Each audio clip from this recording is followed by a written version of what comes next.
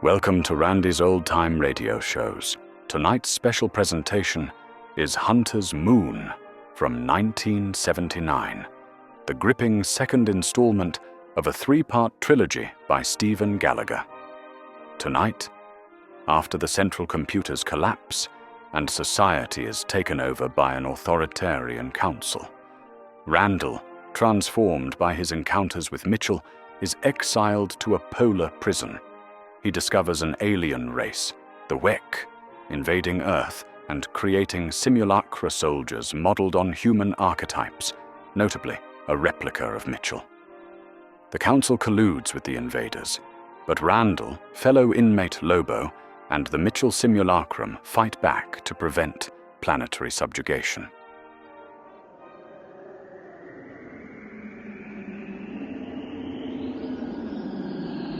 The spaces between stars are vast. So vast that man's journeys between them must be counted in lifetimes, bound as his universe is by the restrictions of light speed.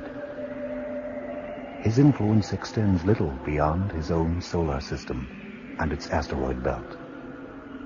And contact with those colonies spread thinly around the nearer star systems has been all but lost. It survives only in the form of a complex trade network, which extends across generations as the unmanned shuttles pull their cargo trains across the interstellar distances. But as time passes, some worlds grow so much in self-interest that they lose their feel for the future. The long-term plans of the space trade hold little attraction for them, and the backward slide begins. The cargo shuttles continue to coast between systems, but now, without exception, they pass one world by. Into the spaceways, from an impossible direction, comes a satellite, not of man's making. It scans around itself continuously, checking and comparing signals of all wavelengths, discarding all that is random or natural. When at last it finds the planetary activity it is looking for, the inboard computer triggers a sequence of maneuvers, deflecting it into a stellar orbit and bringing heat-absorbing surfaces to bear. Energy is absorbed. Energy now to spare. And as its surplus floods the cold ship, the voyagers stir, waking from a hibernation of 100 years. As they stretch bent muscles and claw at sticking ice, the ship is observing, collecting, learning. It sees a world of ice and water with a single landmass. And on that landmass, a single, sprawling city. It wants that city with all the hunger in its mechanical soul. Far above a world that knows nothing of how to care, the hunter's moon turns in the sky.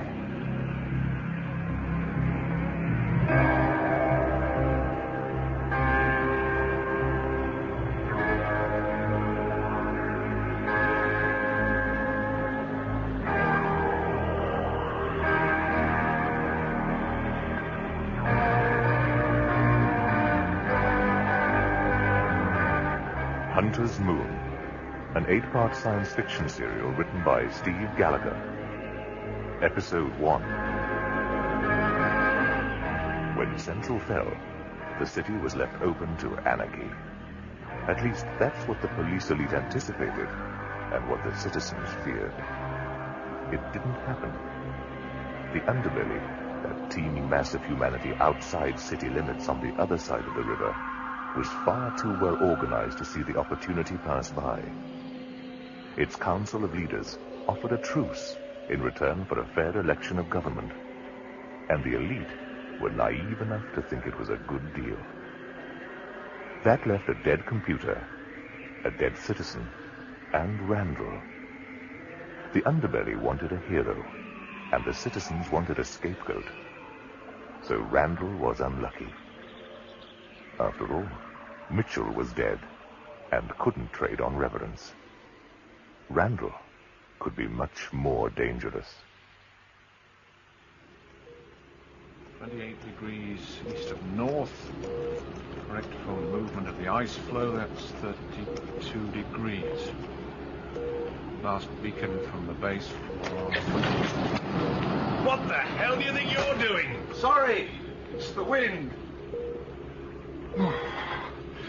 Here, I brought you a cup of something. A cup of what? Oh, I don't know. The labels have all peeled off the dispensing machine. They're no indication anyway.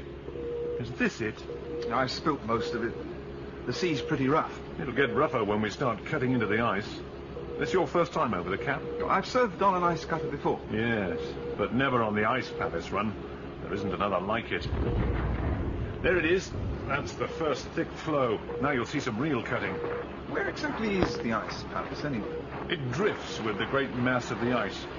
See the screen? That's the Ice Palace beacon. It's what we have to follow. I know where it is, but I don't know what it is. And you don't need to know. All we have to do is find the place, unload the supplies, and break our way out again. Sounds dull. Oh, you'll have enough excitement if the men from the palace try to storm the ship like they did about 3 years ago. The mate had to fight them back from the hatchway with a handgun. It was only that and the shields which stopped us from being overrun. What do you mean? Never mind what I mean. Just keep your eyes open when we unload and make sure we don't take back more than we arrive with. The ice palace. So it's more like a prison. You're catching on. I don't like it. Nobody asked you to like it, mister. You're just paid to do it. And next time you bring me anything from the dispensers, make sure you know what it is and that it's full when it arrives. I only thought of... First mates don't think. The captain does all the thinking, and then only when he has to. Otherwise, he does his job. He doesn't ask any questions, and he doesn't give any opinions. Got that, mister? Yes. Yes, what? Yes, sir. That's right. With only 2 of us on board, I may run a relaxed ship, but I won't have it a sloppy one. When you understand that, we'll get along well together. You, me, and the ship's computer. Do your soul-searching in your own time at home. Yes, sir. And stand easy. You'll wear the paint off the bulkhead if you stare at it like that. Just remember that this is a professional operation. Whatever we may feel about the men out in that hellhole doesn't come into it. If you want to keep your conscience happy, remind yourself that our supplies are all that keep them alive. Don't try. Don't try. Just do it. And check the angle of inclination. I think we've got a slight list. Won't the ship's computer compensate? Not if it's a fault in the stabilizers. Definite starboard list of 5 degrees. All other systems normal. If it isn't a fault, the cargo may have shifted. You'll have to go below and check. Right. Anything else while I'm down there? Yes, see if you can find a couple of cans of squeeze. Anything's better than this lousy machine coffee. Hello? Bridge? I'm in number 4 hole. Not so loud. Almost blew the screws out of the speaker. Sorry, sir. Is that better? What's the position with the stabilizers? Well, nothing shows on any of the telltales, and the cargo hasn't moved at all. Then we're probably riding a ridge of ice on the port side. I'll make a correction and try to break away. If it doesn't work, we'll just have to live with it. Right. Anything else while I'm down here? No, I don't think so. I assume you're familiar with the workings of the hatchway and the slide? I've used one like it before. You just stand back and the automatic winch does all the work. Yes, that's right. Your main job will be to watch the ice. Remember what I told you. Check that the cargo's fastened down before you come back to the bridge. You don't want it shifting, on top of the trouble we've already got. Will do. Get a move on. It's about time somebody else suffered watching the ice gauges. Right. Killing talkback.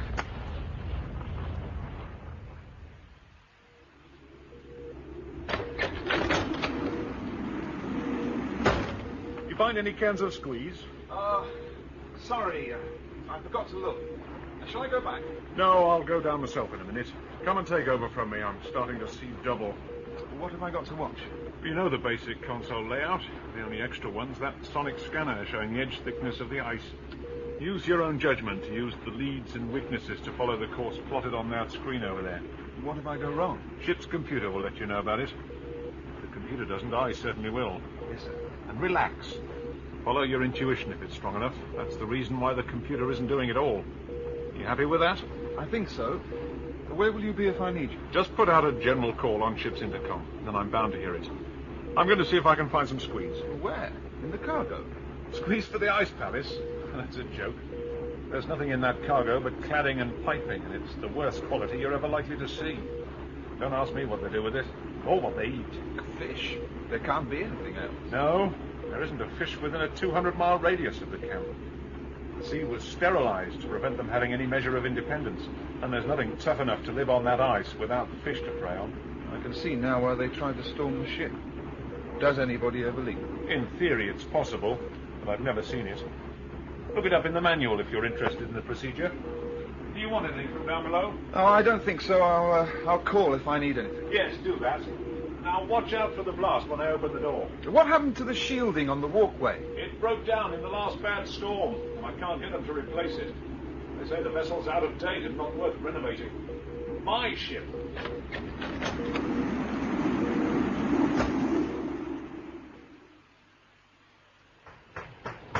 Open this door. Get it open before we break it down. What's the panic?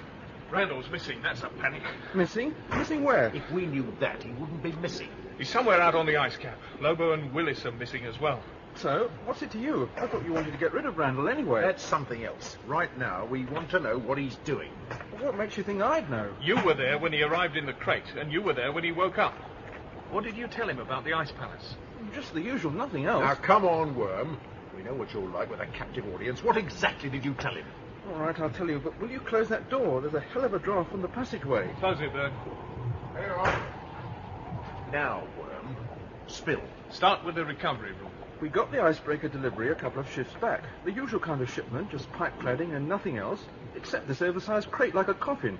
I caught on straight away. Stick to the truth. Well, Willis was actually the first one to realise they'd sent us another prisoner, so we carried it up to the recovery room and sent for the doc. We being who?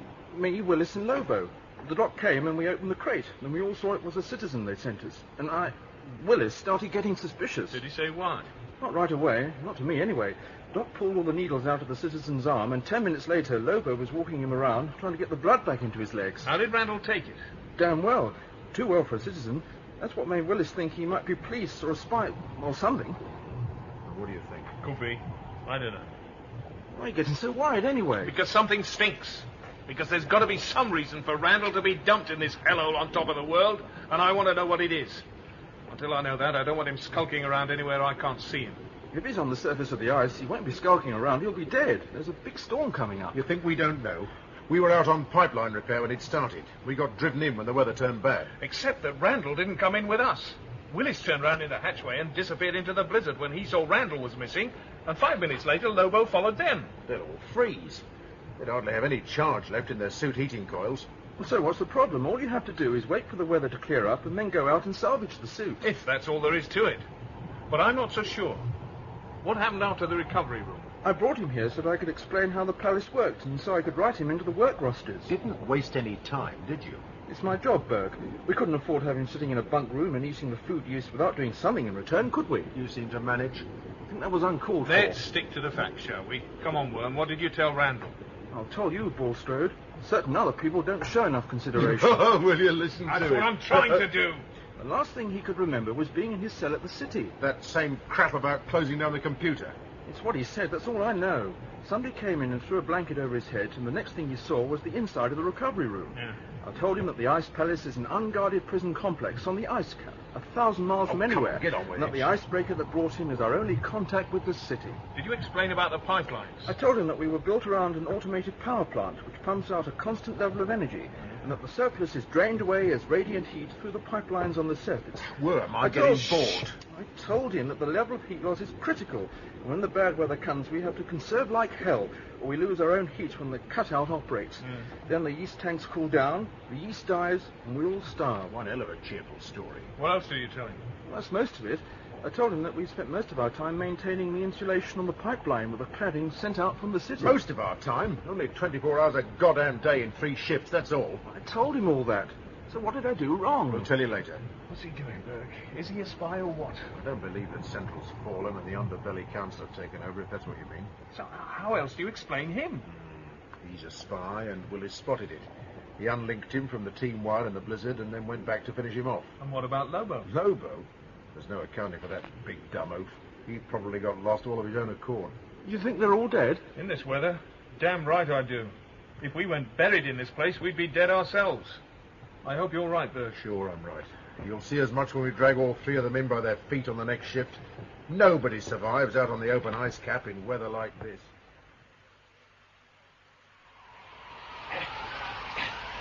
Are you sure this will work, Lobo? Look, Randall, do you want to talk or dig? Getting good and buried in a foxhole is the only way to survive when it's as bad as this. Believe me, I've done it before. That should do it. We can sit it out now. Thanks. Stopping out here was a damn stupid idea anyway. Why'd you do it? Wasn't my choice. Willis unclipped me from the team wire and pushed me head first into a snowdrift. When I got up, the team had disappeared into the blizzard and their footsteps had all blown over. What about you? What about me? Oh, come on. You must know I'm police. The whole damn palace knows I'm police. So why did you turn back? I don't know. Suppose I must be as stupid as they all say. That idea of yours about there being something at the other end of the pipeline, that made some kind of weird sense. There are plenty of stories around in the palace about lights in the sky and strangers being seen out on the ice. When I saw you were missing from the line, I thought you'd found something and stayed behind. Oh, I'm sorry to disappoint you. Oh, I'm sorry as well. We're in big trouble when we get back to the palace now. We won't have to go back. I still think I'm right, and there's something out there on the ice. As soon as the storm cools down, we'll find out. Oh, I like that. If it cools down anymore, it'll freeze that goddamn sunlight. Well, you know what I mean. Yeah. What are you staring at? Nothing. Thought I heard a noise, but I must be wrong. What kind of noise? Sounded like footsteps.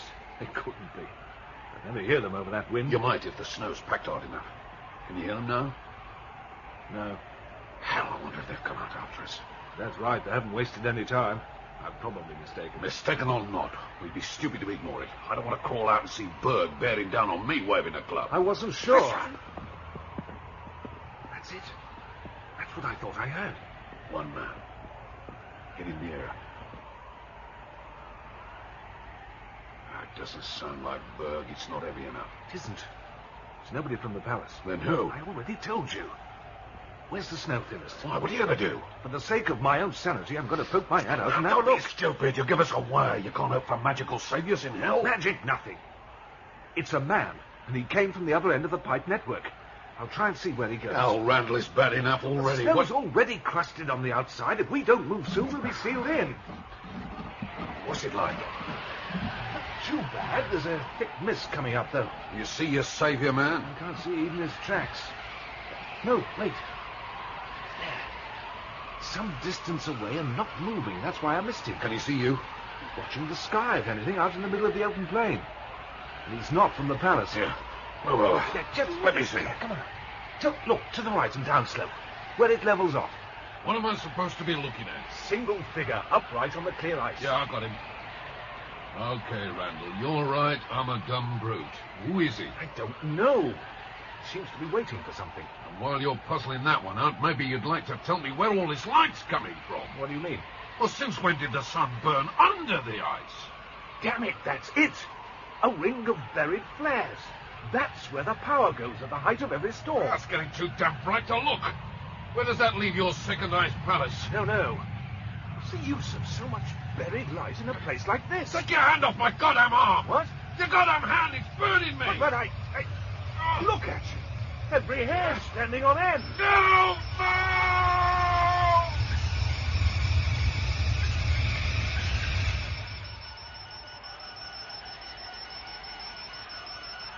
What the hell happened? I don't know. It's like somebody reached over and put a lid on the sky. I know, but why? Come on, Randall, you're so smart. I don't know. I saw the underneath of something close overhead, and that's all. Hey, that's what causes the storms. Not they from the lousy pipes. Feel that wind.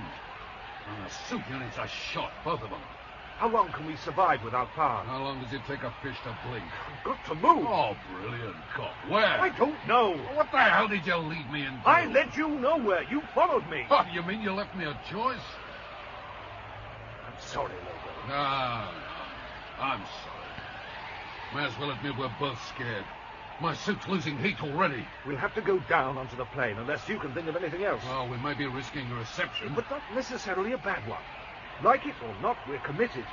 If we try to go back, they'll tear us up. And if we go on, let's move. You sure? I don't care where I go. I'm cold.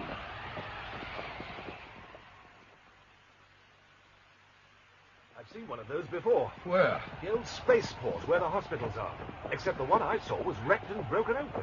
It hadn't flown in 100 years. Okay, so assume it is an in-system cargo shuttle. There's no assume about it. You can even read the numbers on the side. Well, that's not the point. What I'm saying is why here? The landing point. But don't you see? The Ice Palace was never designed as a prison. Central just adapted the existing power plant for the landing site. It all makes sense. The computer could only produce solutions to existing problems. For Central to design the Ice Palace as a prison from scratch, it would first have to define its own problem, which it wasn't capable of doing. You with me? No, but forget it for now. Where do we go to get warm?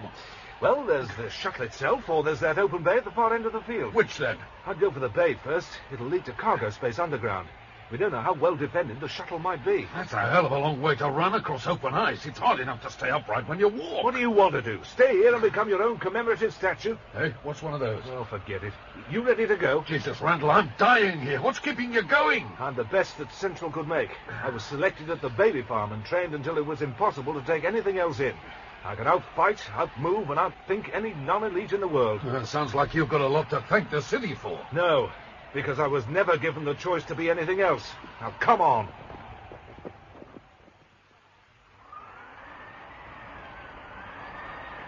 You nearly saw us. That damn wagon came too close for my liking. I know him. I'm sure of it. No detail I can put my finger on. It's probably just another citizen. Worry about it later. Where's the heat? It's less here than I expected. This isn't a cargo complex. It's just a single warehouse. There'll be more, but they're not opened up. It must be true then. Central's fallen and the space trade's reopened. I don't know what's true and what isn't anymore. Even if they have reopened the trade, it's 30 years to the nearest system. Unless they found a way to beat light speed. And that would take something far more sophisticated than the old shuttle out there on the field. That's got to be 100 years old and pre-Central. So who's using it? And what's this place? Part of an old dockyard, I guess. The rest will be buried under the ice all round us. One hangar open and that's it. Open for what? I mean, how can it help us? I don't know on both counts. That wagon was loading crates, but don't ask me what's in them. You want to find out? Risky. What if he comes back? Oh, we steal his wagon. I can't do any more walking out there. Don't much go for the idea of running for the shuttle. We might be picked off before we get near it. Shut the shuttle. We take the wagon back to the Ice Palace. You're joking. After the way we left? Now all that's changed. Now we've got something to trade, something they can't turn down. A way out. 2 of us would get picked off, but 60 could storm on board and take it. So why wasn't that tried with the icebreaker? It was, and it failed because the boat was shielded against attack. This is just a freighter, you said. That's all very well. I mean, people like Berg tend to hit first and save the discussion for the long winter evenings. You leave Berg to me. I know these people. And if I don't get to some shelter in the next 10 minutes, I shall have had it. Seems to be decided for us, then. I can hear the wagon coming back. Well, I'm not fit for much. Let's see how good this elite training really is. Keep your head down and wait until he's got the last crates loaded. Then, when he's round the other side, we can move forward and get onto the control platform. Unless the controls are complicated, we should be on our way out of the bay before he realizes what's going on. Oh, if he takes a run and catches up? That's where we measure the value of elite training. He's done loading. Now, wait till he's out of sight. Then move. Now! Oh, that was fast. What did you press? Nothing. There are no controls. What do you mean? Well, nothing to start it, nothing to steer it. Then who's driving? Nobody. It's automatic. It starts off when you put weight on the control platform. Oh, and it's taking us straight to the goddamn shuttle.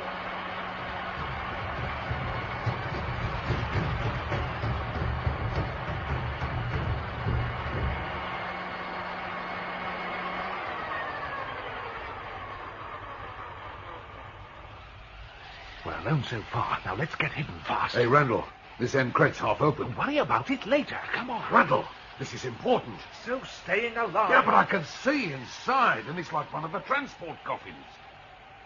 Willis is in there. Come on. Randall! They're stealing men!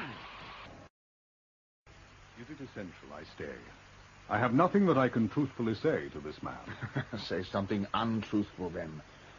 Just as long as he gets an impression of power in action and takes his cringing complaints elsewhere. Then why are we bothering to see him at all? You tell me you helped design this god-awful democracy. It's a pain in the backside. Get it over with, then. Couple more minutes. Power's best measured by the length of time you can get people to hang around for you. Is that why you made sure you weren't here when I arrived? Oh, come on, Morden, you don't really mean that. We're partners. You know I couldn't run this show without you. Get it over with, then. Sir? That police on the roof, go get him down here. Yes, sir. Hey, wait, what about his file? On your desk, Councillor. And that's all. Get going. Something wrong with that kid. I don't think she likes me. You want me to read you any of Killoran's file? I'm familiar with it. This isn't Chandler's information, it's my own. I wanted to see if I could get some dirt together about the elite. You never know when it might be useful. And have you got the kind of dirt you wanted? No damn chance. Either they're more devious than I am, or they're the most upright bunch of creeps in the city. I don't like anything I can't buy. The only people I can get to are the pilots. Take them away from their helicopters and their nervous wrecks after a week. Central bred for specific strains. You can't wipe that out as easily as the administration. No. But the elite were bred to respect and defend authority, right? Without Central, that leaves you and me. And Chandler. Forget Chandler. I'll work something out for him. This way, please. Good afternoon. Inspector, isn't it? May I congratulate you on your recent promotion. I'm Councillor Marius. This is Councillor Morden. You know Chandler, of course, but unfortunately he can't be here. I saw him separately at Elite Headquarters. He said my inquiry was a matter of general policy and should be referred to you. And what inquiry is that? I sent you the details in advance. No doubt they're around here somewhere. Tell us anyway. I've been trying to find out about the progress of Randall's appeal. I'm sure I don't have to explain who I'm talking about. Oh, of course not. What exactly do you want to know? Where he is, why he's not been released and reinstated. Well, simple questions deserve direct answers. Firstly, he's in a prison camp at a location I'm obviously not at liberty to reveal. And secondly, he stays there because he was tried by the council and found guilty of treason. The verdict stands pending appeal, but I might as well warn you not to hold out any hopes of it being reversed. With respect, Councillor, I'm appalled. Randall carried through his duty to the city right up to the end. There's no grounds for condemning him. There are certain ambiguities about the whole affair which throw some doubt onto that. Only doubts? What about proof? In a case as extreme as this, we have to err on the side of safety, if at all. Treason, Inspector Killoran. How does your elite training react to that? Not at all, if it's not proven. Let me put it another way. No repeating of this, you understand, because the secrecy of the original proceedings still holds. We gave careful attention to the recording of your exchanges with Randall when he was in communication with you from inside the central computer building. The way it sounded, Randall was the only one alive in there when the computer started into its shutdown procedure. Are you saying he started the procedure? That's how it looks. Then he put you into power, Councillor. What kind of treason do you call that? You've missed the point. Treason is an attempt to damage the state, and it doesn't matter who's representing the state at the time of the act. Central was authority then, and the Underbelly Council is authority now. And a rebel is a rebel, and just as dangerous in either case. So what about Mitchell? Mitchell's quite different. He happens to be dead, and the city needs a hero. Memories of the dead are much easier to control than the activities of the living. Does that make him any less of a rebel? It makes him whatever we care to say it makes him. Well, Morden, you must have some ideas on this. Do you want to add anything? No, nothing, Marius. You're doing perfectly well without me. I'm sorry if this isn't what you wanted to hear, Inspector, but it's important you understand some of the problems that face us all. Obviously, I'm not appreciating the politics behind your decision. I thought I was here over a matter of simple justice. Whoever told you that justice was a simple matter, Inspector? I'll agree it's a pleasant ideal, but at this crucial stage in our history, it's one we can hardly afford. These are times of change, and the city needs strength from its leaders above everything else. That means the strength to do what we know is right, even when our feelings tell us it's wrong. I'm not prepared to let it rest at that. This interview is over. You'll understand that there are more practical pressures on the council than would allow us to continue this hypothetical debate. Go back to your work, Inspector, and be grateful that, one way or another, your city holds together. I have to go now, Morden. I'll see you later. Obviously, you're not satisfied. Am I hiding it so badly? You're not hiding it at all. That's dangerous, and you should be more careful. If I'm reckless, it's because there are limits on the resilience of my loyalty.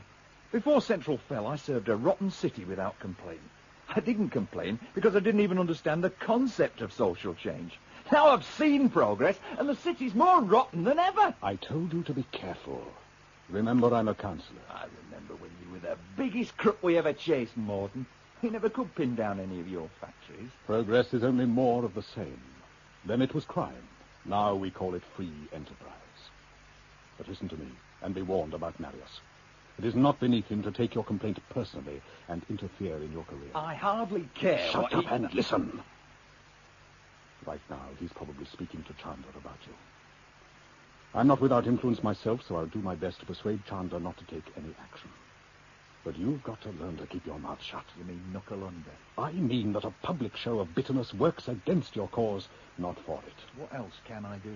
Whether I like it or not, I'm still loyal to the city. Then it's about time you learned otherwise.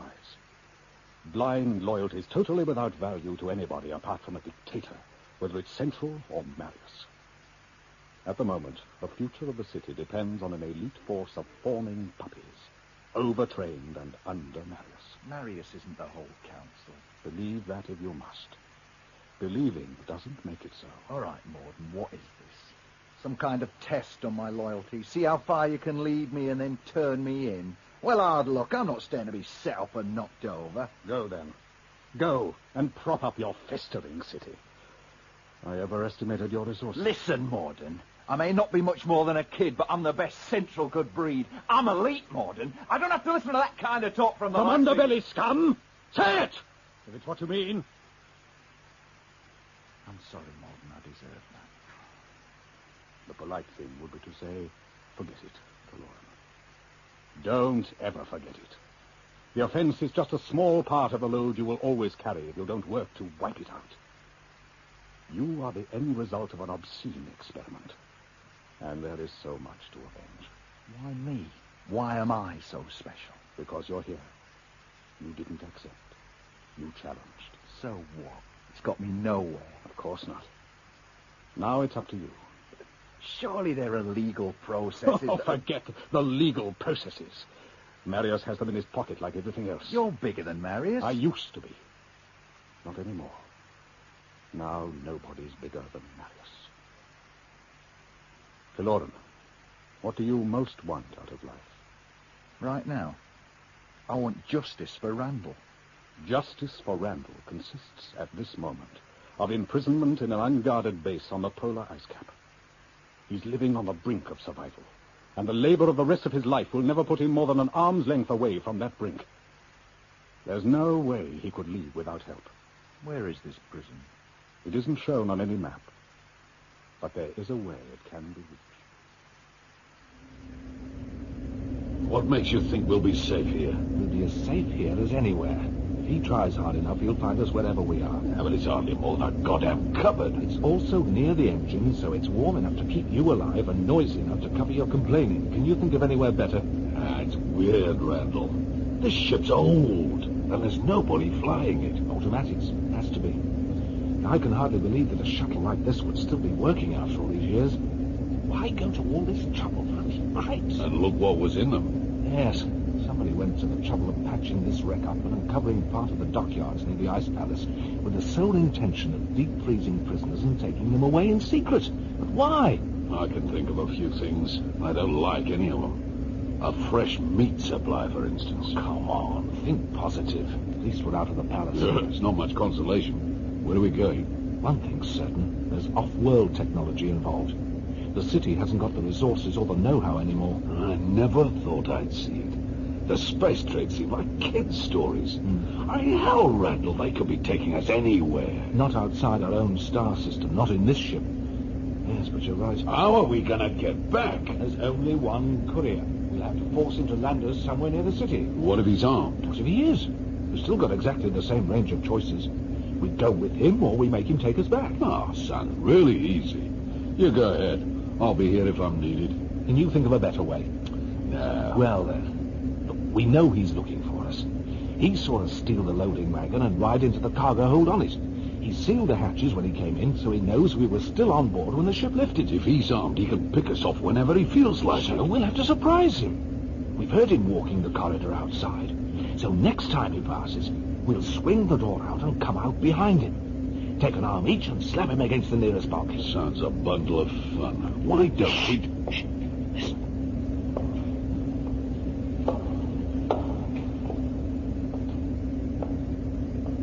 Second time around. What if he finds us? Be quiet or he will. Now, start to ease the door open. Where did he go? Must have turned the corner. Follow me. How do you know this is the right way? How do you know it isn't? Let me get to him. I can drop him in one. Stick to the plan and move together. Are you ready? Yeah. And... now! Oh, God, Randall, he's strong. I can't hold him down. Don't let him lift you. Stay back. I'll kill you if I have to. God, what is he, Randall? I don't know. But he looks like an awful parody of somebody I did once know. But it isn't even a man.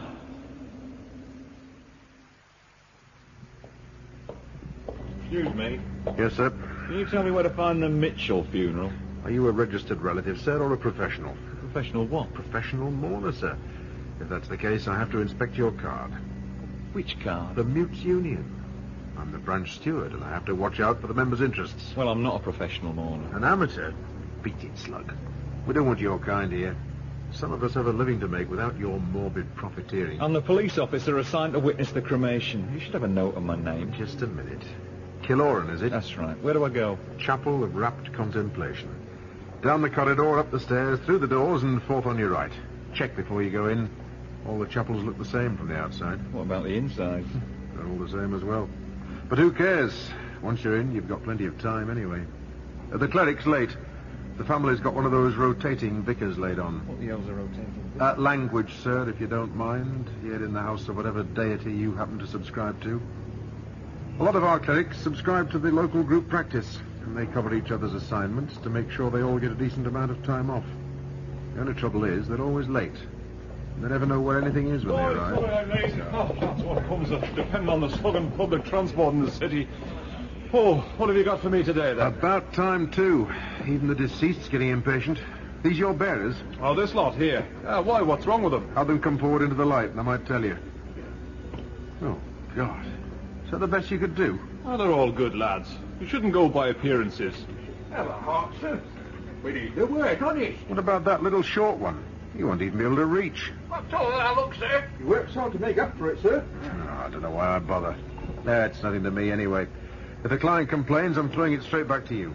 Well, who is the client, then? Police department. Oh, slug, eh? Smarten up, lads.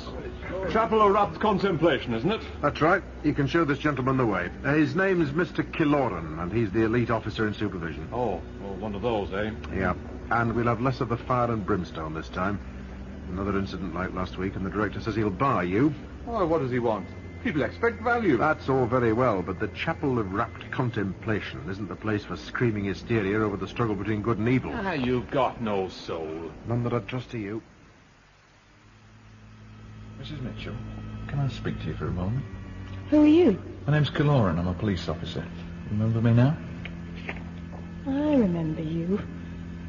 Don't you think you've done enough? You're not welcome here. I have to be here, Mrs. Mitchell. I'm the only available senior officer from your husband's case. That may be so, but I don't think we've got anything to talk about. Perhaps not. But can I see you after the service? I can't imagine why. I need your help, Mrs. Mitchell. There's something I'm going to do, and I need to be sure I'm doing the right thing. After the service. Please don't bother me before that. I'll wait for you outside. Good afternoon, and welcome to the Chapel of Rapt Contemplation. We hope you'll enjoy the program that we've set out for you, and that you'll consider us for similar occasions in the future. Tissues are freely available from the box in front of your seat. The Chapel of Rapt Contemplation is run by the Worldwide Worship Combine for your spiritual comfort. There's a new cloud in the sky, and a tear in every eye, and we know you want the best for them as you wave them goodbye. It's known throughout creation that we do the best we nation, so turn your face to heaven and never say die. Okay, boys, just deposit the loved one on the trestles over there. Good afternoon, both of you, and may I offer my commiseration on this saddest of days. The service will continue after a short message from our sponsors.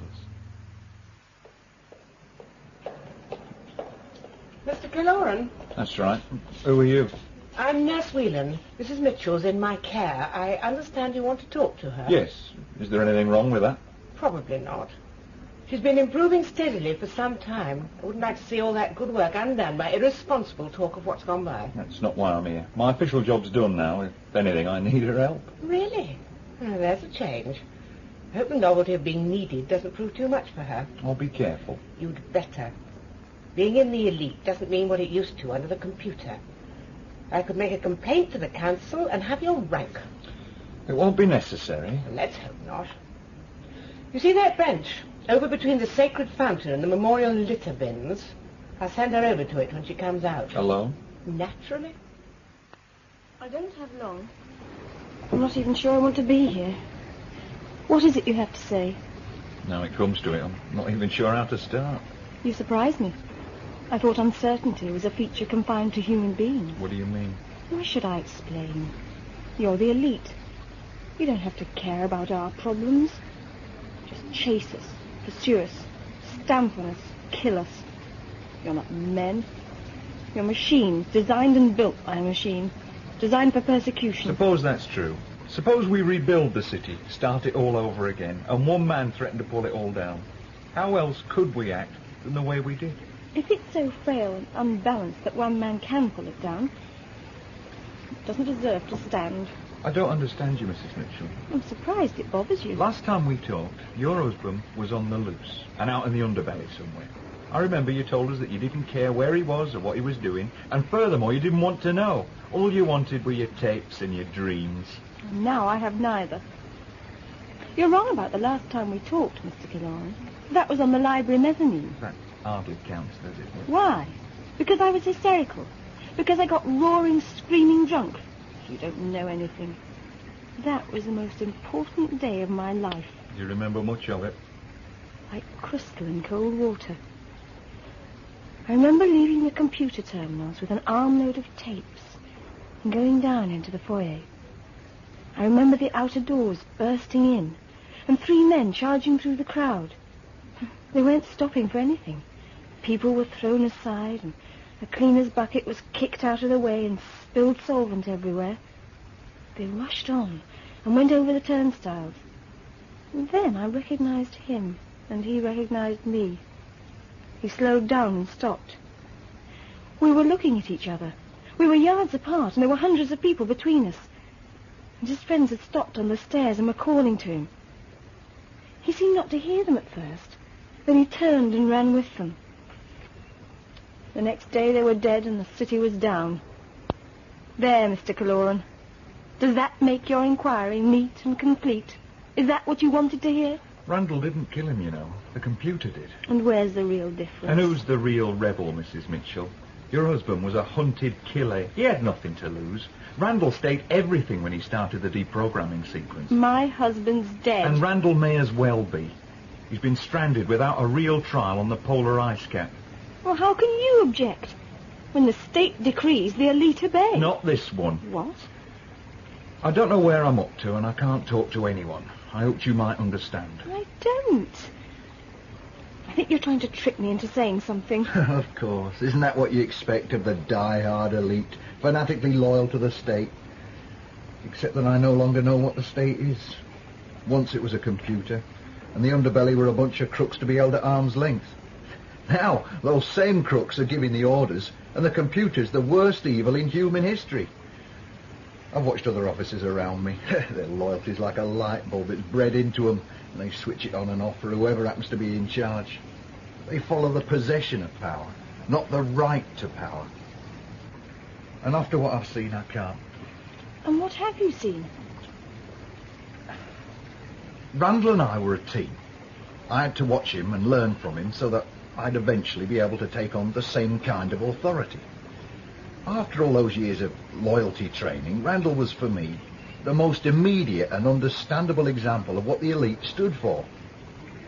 When he killed the governing program, I understood why. Because I'd been with him along the path of ideas which led to the action. I could see that he was serving the state as an abstract concept, not as a particular form of government.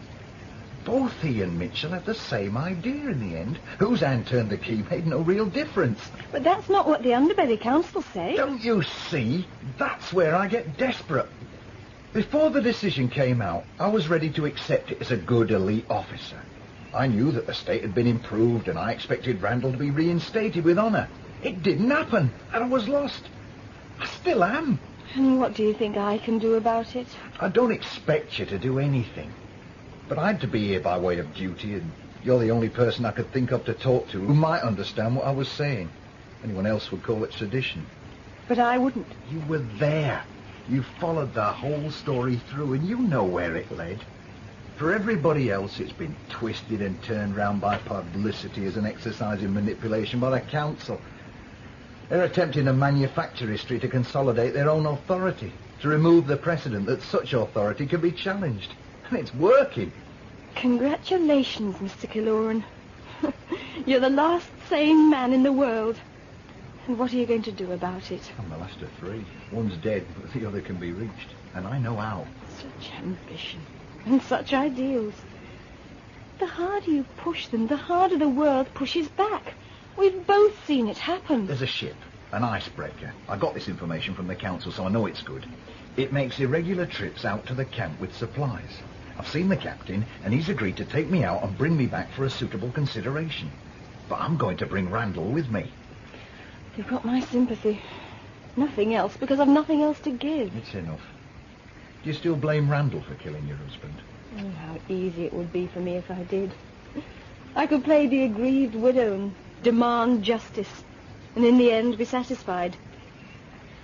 But the hard truth I have to live with is that if anybody killed him, I did, years ago. The rest of his life was a desperate attempt to get back, and in the end he failed. What's that? My personal alarm. That means it's time for my medication. Nurse Whelan carries one that's synchronized to it. Mrs. Mitchell! Coming! Goodbye, Mr. Killoran. I believe in you, if that's what you want to hear. And if it isn't, well, I don't know what I can say. Except good luck. I don't believe it. He's lying, Randall. I'm not so sure. Yeah, but look at it. A robot and not even well made. They're better in the library. Don't shout at me. I can't understand you if you shout. Then tell us who you are and why you're here. They told me I was a man. They promised me, and I believed them. Wait a minute. Now, calm down, both of you. Now, who are they? The Wekk. I suppose they built me. I'm recruiting for them. Ah, damn it, Randall. Make him tell us how to get the ship back to the city. I told you, I've got no control over it. I just ride with it to and from the pickup point. From the pickup point to where? To the main ship for delivery. I collect the men off the ice and crate them, and then I take them out to the main ship. He's lying. What do off-worlders want with deep-frozen scum like Willis? They want models. They collect basic types of men and copy them. It seems that I was the first one they made. Yeah, when are they going to come back and finish it? Lobo. Well, look at him, Randall. He's not a man, he's a parody. He didn't even fight when we cornered him. He may be cleverer than you think. If you try and fight in low gravity, you're as likely to injure yourself. So what's all this birdseed about an off-world race? It's true. So why tell us so freely? You asked me. That's no damned answer. But what am I supposed to say? Quiet. Look, we're getting nowhere like this. Let's go over what we know so far. Damn all. We've established that the off-worlders are copying the men they steal from the Ice Palace during the storms. Now, why? Their ship is their world. They've got no natural resources of their own, and the world's too small for them to process raw materials from the asteroid belts. They can only survive and expand by tapping the production of industrialized worlds too weak to offer any defense. But why the copies? They never leave the ship themselves. They always take the native form and improve on it to make an invasion force. What do you mean, always? They've been doing it for thousands of years, system after system. They hibernate between stars whilst the inboard computer scans local systems for civilized activity. When they find it, the ship moves into stellar orbit and wakes them up. Thousands of years on a ship. Not the same one. That's why they need to strip the worlds of other races. They're building another one, bigger, and they tow it along with them. When it's finished, they'll migrate into it and start breaking down the old one for a new, even bigger one. It's the only way they can expand. Birdseed. At least let him finish. They sense the city and they want it. They found this old shuttle in an abandoned orbit and sent me down in it to establish contact. Now stop there. Where did they get you? They told me I was a man. I knew they were lying, but I wouldn't face it. Because they didn't have a model to start with, they scanned the city's records for a composite simulacrum. I think that explains something. It was bothering me. Go on. What else do you want to know? I want to know how you set up this kidnap network. I didn't. I contacted a counselor with their proposals, and he set it all up.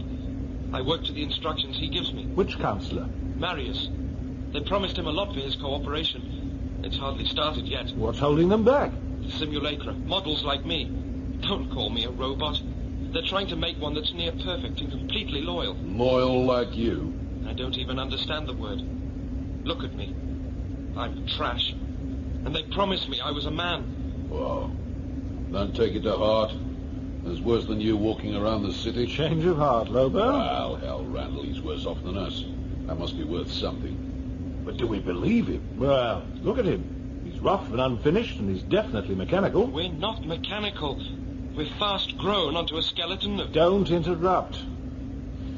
There's no technology in the city which would be able to produce anything like that. Yeah, but what about the other settled worlds? One of the other systems on the trade network? Yes, it's possible. The alien story could be a cover. Yeah, well, cover or not, how do we get back? If the robot's right, we don't. I know you told me not to interrupt, but I'm not a robot. Please don't call me one. Well, what do we call you then?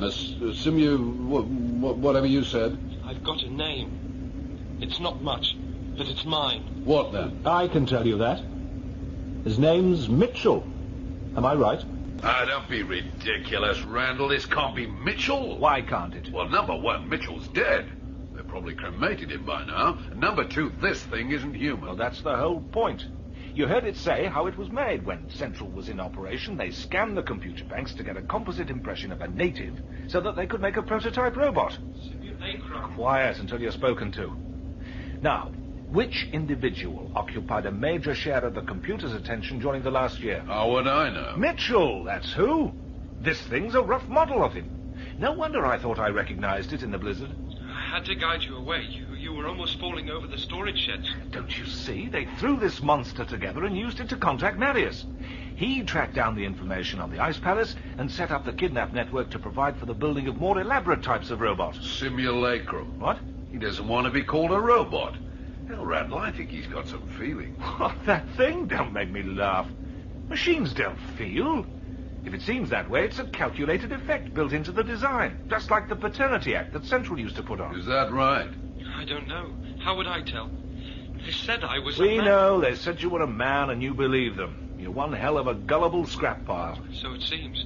I understood what had to be the truth, but I wanted so hard to be real. There you are, Randall. Doesn't that count for anything? Well, like what? If you read the words in a book, you don't feel sorry for the pages. This is one of their weapons, Lobo. But it's so badly designed, there's no reason why we can't use it ourselves. You said they were trying to get a design for a loyal simulacrum. Now, what kind of loyalty do you feel towards them? I don't even understand what you mean. I did what I was told. You see, I'll bet the more sophisticated versions are indistinguishable from the real thing. How far have they progressed? There are many designs, some even less complex than me. They've no minds at all. You have to tell them in detail to do anything, and then you have to tell them to stop. Then there are others. They look like real men and women. You'd hardly know.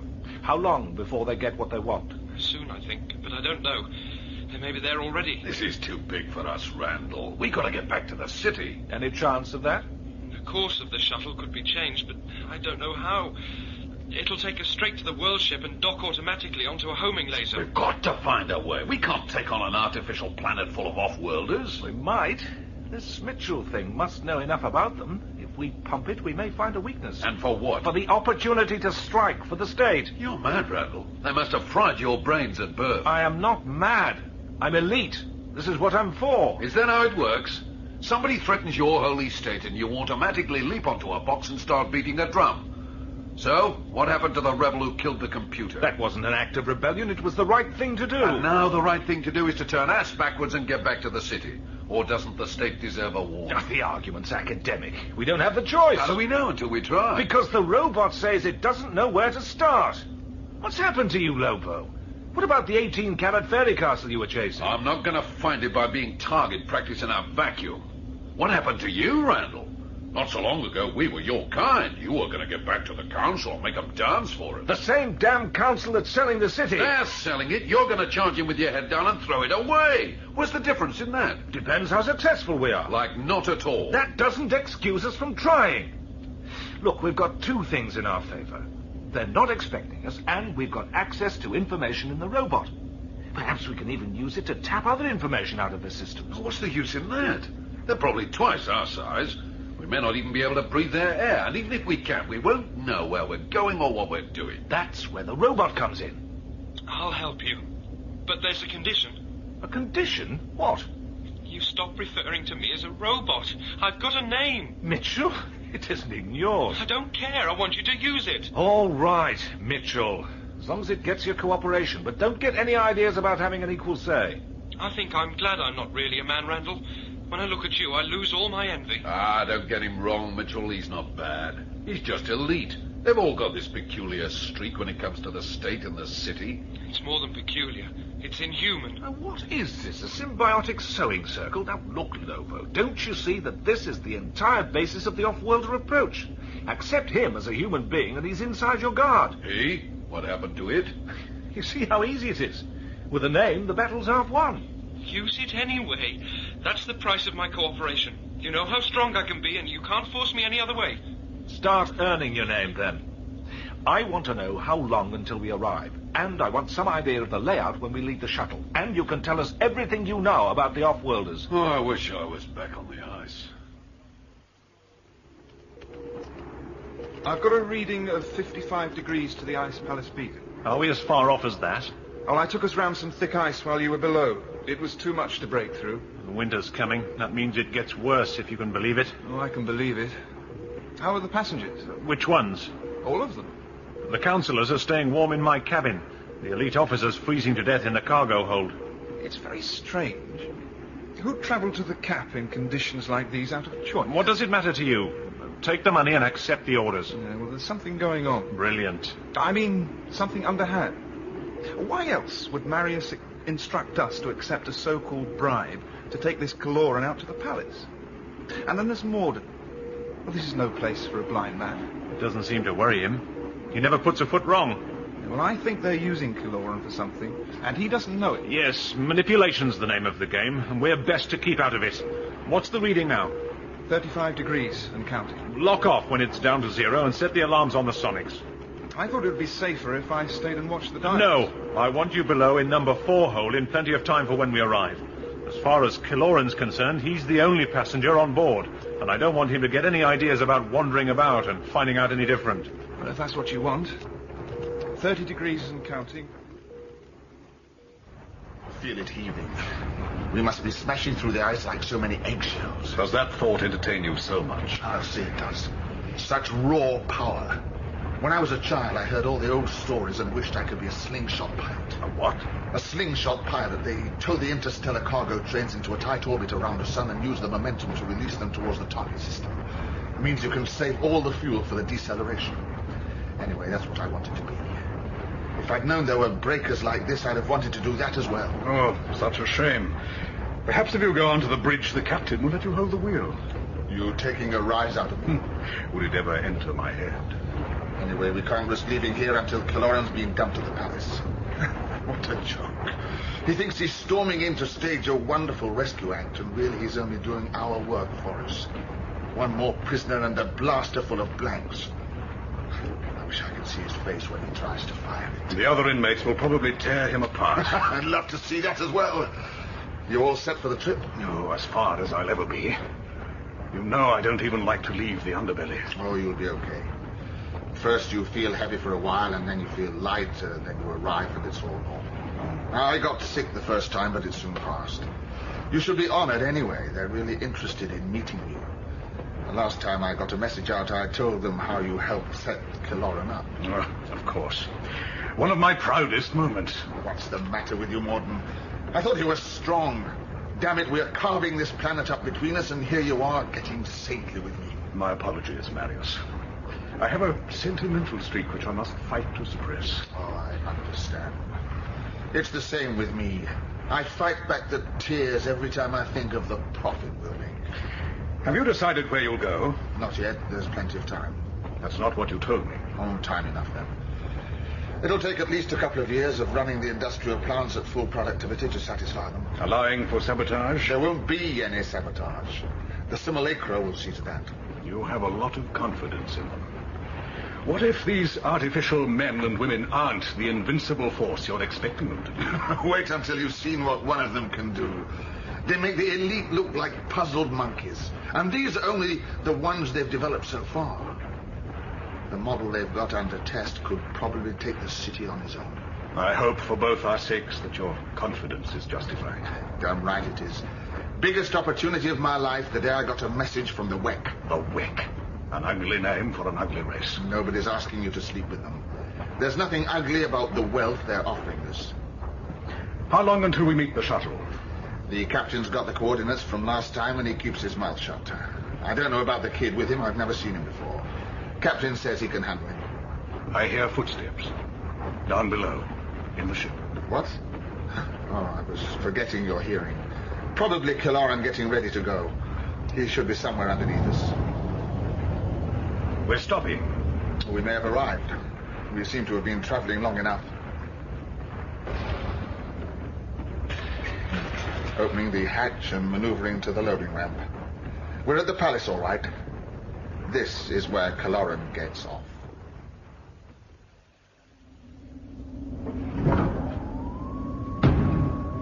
I wish there were windows in this thing. I'd like to see the main ship from the outside before we arrive. You should have asked me. I could have given you a view before we were picked up by the homing laser. I thought you had no control over the ship's systems. Officially, I haven't.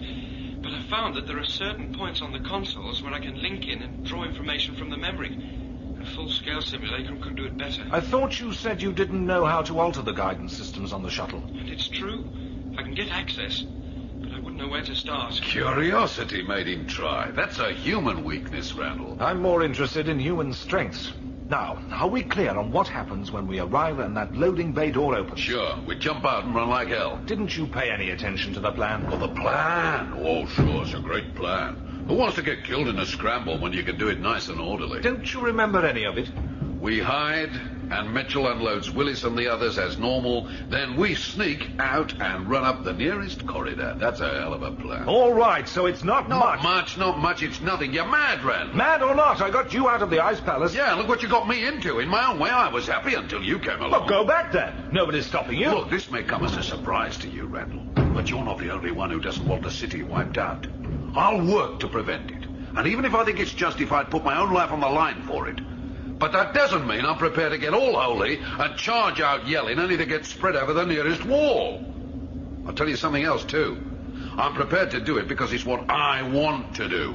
Not because I was picked out of the hospital at birth and trained and taught and made to jump through hoops for 20 years. I make my own decisions. I don't care if you make your own dresses. But Mitchell's told us that he's never been far beyond the docking area and he's never actually seen one of the creatures. That's right. The place always looks deserted. Without information, all we can do is move fast and think on our feet. Are you saying that your reactions are better than mine? No. There you are, then. I'm prepared to put my life on the line and be first out. We should agree to let me decide where to go and how to get there, because we won't have the time to confer. Now, what's wrong with that? Oh, it's wonderful. We all die as heroes. What's your alternative? At this stage, nothing. But it doesn't mean I'm signing myself over on a permanent basis. If there's anything I want to say at a later stage, I'll say it, whether it screws your plans up or not. I'm not arguing with that. Outer gates are closed. The dock's pressurizing to match the atmosphere. Well, so soon? What did you expect? You're not going to hear anything through a vacuum. Is the dock guarded? Not as such. They know the city's got no space technology, but that doesn't mean there won't be some sort of simulacra around. When they've used the men for patterning, they let them loose, and the simulacra hunt them down for practice. Watch out for Valem. Valem? Who's he? Valem's not a he. She's one of the more advanced models, and she's good. I've heard say she's the best they've got, until they get the final model out of its tests. You say they let men loose and hunt them? Where? In the corridors where we're going. I knew it. Head first into the killing box. Think positive. We're men. They're just gadgets. Thanks, Randall. I'm sorry, but it's true. It's pressurized. The doors will open any minute, and I'll have to be down there. Now stay out of sight until we know what's happening outside. Something wrong, Valem? Try not to take your usual eternity over the unloading, Mitchell. The shuttle has to do a fast turnaround and return to the Ice Palace to collect the 2 counselors. Do I have to go? I wouldn't know. Do you honestly think it matters? There might be loading to do. There isn't. You can stay here and spare the counselors your presence. The shuttle navigates just as well without you. Yes, Valem. Get your crates on the way to the patterning shops and then clear the area. We're in the middle of a sweep to eliminate the remnants of the last batch you ferried up. The patterning shops rejected them. I'm sorry. I only bring what I can get. It's fortunate they expect nothing from you. I'm surprised you've even got the wits to stand upright. Yes, Valem. I'll start unloading now.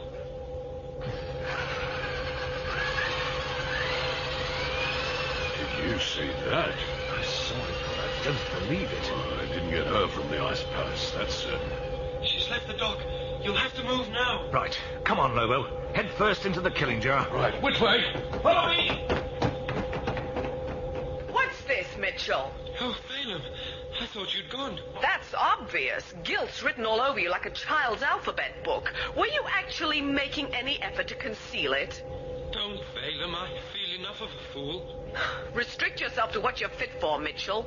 Who are they? They came aboard at the shuttle landing point. I couldn't stop them. I doubt whether you tried. You've got no loyalty and precious little intelligence, Mitchell. All you've got is a name, and that belongs to somebody else. You know what will happen now. You'll hunt them down and kill them? Almost. We'll see if they're worth patterning, and then we'll hunt them down and kill them. If you had any more than a handful of brains, you'd be a liability, Mitchell. Yes, Valem.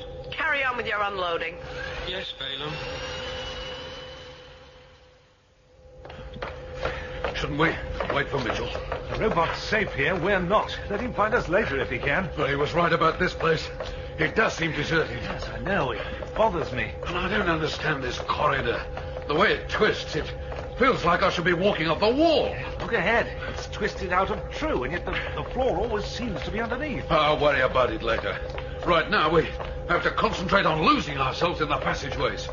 If Mitchell was telling the truth, and this is an artificial planet, we may never find our way back. Then what do we do? I told you, worry about it later. Shh. Huh? Somebody's coming. What? I can hear somebody. Turn down here. It's a short tunnel linking to another of the long spirals. Just move on, then. I can't. It's blocked at both ends. What with? Men. Freeze where you are. Damn. Let's get back the way we came. You really think it's worthwhile? Every passage is closed. It wasn't much of an exercise. Not worth counting it for the record. Well, it's just as well. You know, we can't damage them until after they've been patterned. What about that, Randall? Look what a couple of men did against all these gadgets. Take them down to one of the cabins and lock them in. Bulstrode! I'm busy, Worm. I know, but this is important. It had better be, or you'll be wearing your head backwards. The icebreaker's arrived. Since when was that news? Well, let me finish, will you? We've been sent the usual supplies and something else. An elite officer, hardly more than a kid. Don't make them wake him up. He isn't drugged or anything. He slid in down the chute and he's armed. Armed? With what? A blaster, and he says he'll use it. He said he wanted Randall, and Palmer told him no chance. I thought he'd hit the roof and start shooting off there and then, but he said he wanted to see our leader. I explained that we don't have anything like that, and so now he wants to see all the team leaders together. Randall, there's been nothing but damn trouble since he arrived. What does the kid want? He's not saying. Not until all the team leaders are together. This could be tricky. The kid on his own, or is the icebreaker waiting for him? No, I looked, and it's gone. And he's come for Randall. Please, Bulstrode, he's really angry, and Berg keeps taunting him. Berg's down there. He was on the roster for unloading this trip. That's all we needed was a cheese on the canary. If Berg rushes the kid, he'll be cut in half. I've got to get round the rest of the team leaders. There's something strange about all of this. You've got a wonderful capacity for stating the obvious. What else are you going to call a police operation out here? That's what I mean. I don't think it's an official operation. I think the kid's on his own. If he isn't in a box, he isn't on his own. Best to find out what he wants. Why don't you put the gun down and we can all talk about this sensibly? Move any closer and I'll make it so you can clean your teeth from the back. It was only a suggestion. There's no need to bite my head off for making a suggestion. Forget it, Palmer. The kid thinks he's tough because he's got an elite face and a gun to wave around. That right, kid? What does it matter to you? You'll be just as dead if you try anything. Where are those team leaders? They're coming. The worm's got to get them. The worm, it suits him. Don't start getting superior, kid. You can't hide behind that blaster forever. I wiped the floor with one of your kind and I'll do it again. Who do you mean? Randall? Who else? He was no more welcome than you are. Now drop that guard once and you'll go the same way. What's going on here, Berg? Who is this? Who rattled your cage, Cone? The worm wanted me down here to represent the dissidents. Certainly have time to say why. And here, Bulstrode. Watch out, that kid's armed. I know. That's as close as I want anybody to get. Nobody else through that door. You tell them. You heard him. The rest of you stay in the corridor. You can listen through the door. That's better. Now, I'm told that you're the nearest that this place has to a governing council. We got no government of any kind. We're the team leaders, that's all. So who makes the decisions that affect you all? There's only one kind of decision that affects us all in the Ice Palace. You work or you die. It's a conclusion we managed to arrive at pretty well without any help. That's not good enough. I have to speak to somebody in authority. Talk to the wind and the snow. They're the only authority around here. You've got something to say, tell us all. He's got nothing to say. He only came to spring his power. Calm down, Berg. As far as it goes, he's right. I came for Randall. Randall's dead. I know that now. What are you going to do now that you can't have your spy back? Try to get this through all the bone and into your brain. Randall wasn't a spy. Give us another reason why Central should send one of the elite here. There is no Central, and the elite are a paid army for a bunch of underbelly thieves. There's no Central because Randall closed it down. As an act of gratitude, the council had him sent here. Great story. You learned it well. Nearly as good as when Randall told. That's because it's true. Why else would either of us come here? Don't ask us. Ask the spy. Name me one reason why Central should send a spy here. It'd take you to the Ice Palace so it could forget about you, make you cease to exist. It's not for us to say. Because there isn't a reason, that's why. I bribed my way out here from a city that's open to council exploitation and sliding backwards fast. I came because I was Randall's assistant, and he was the one point of self-assurance and constancy in the whole unstable situation. I've been sold out by the crew on the icebreaker and docked here without a passage back, and then I'm told that the one I came for walked out and died without saying why. What kind of a spy does that make me? A pretty dumb one. And you can stay where you are. Don't think I'm not watching you. Don't rush him, Berg. It's not worth it. It doesn't matter a damn to us why you came here. What do you think you're going to do now? I don't know. I have to have time to think. I'm going to need your help. What makes you think you'll get it? I'll force you if I have to. But when I say help, I mean it. It doesn't sound too convincing when you say it over a gun. Berg! No! Look out! I don't want to be pedantic about this, but aren't I supposed to do something when you fire at me like that? Like die, for instance? Oh, well, they've loaded me with blanks. Where's your persuasion now? Now he's mine. Wait, no one's trying to stop me. No, I've waited long enough yet.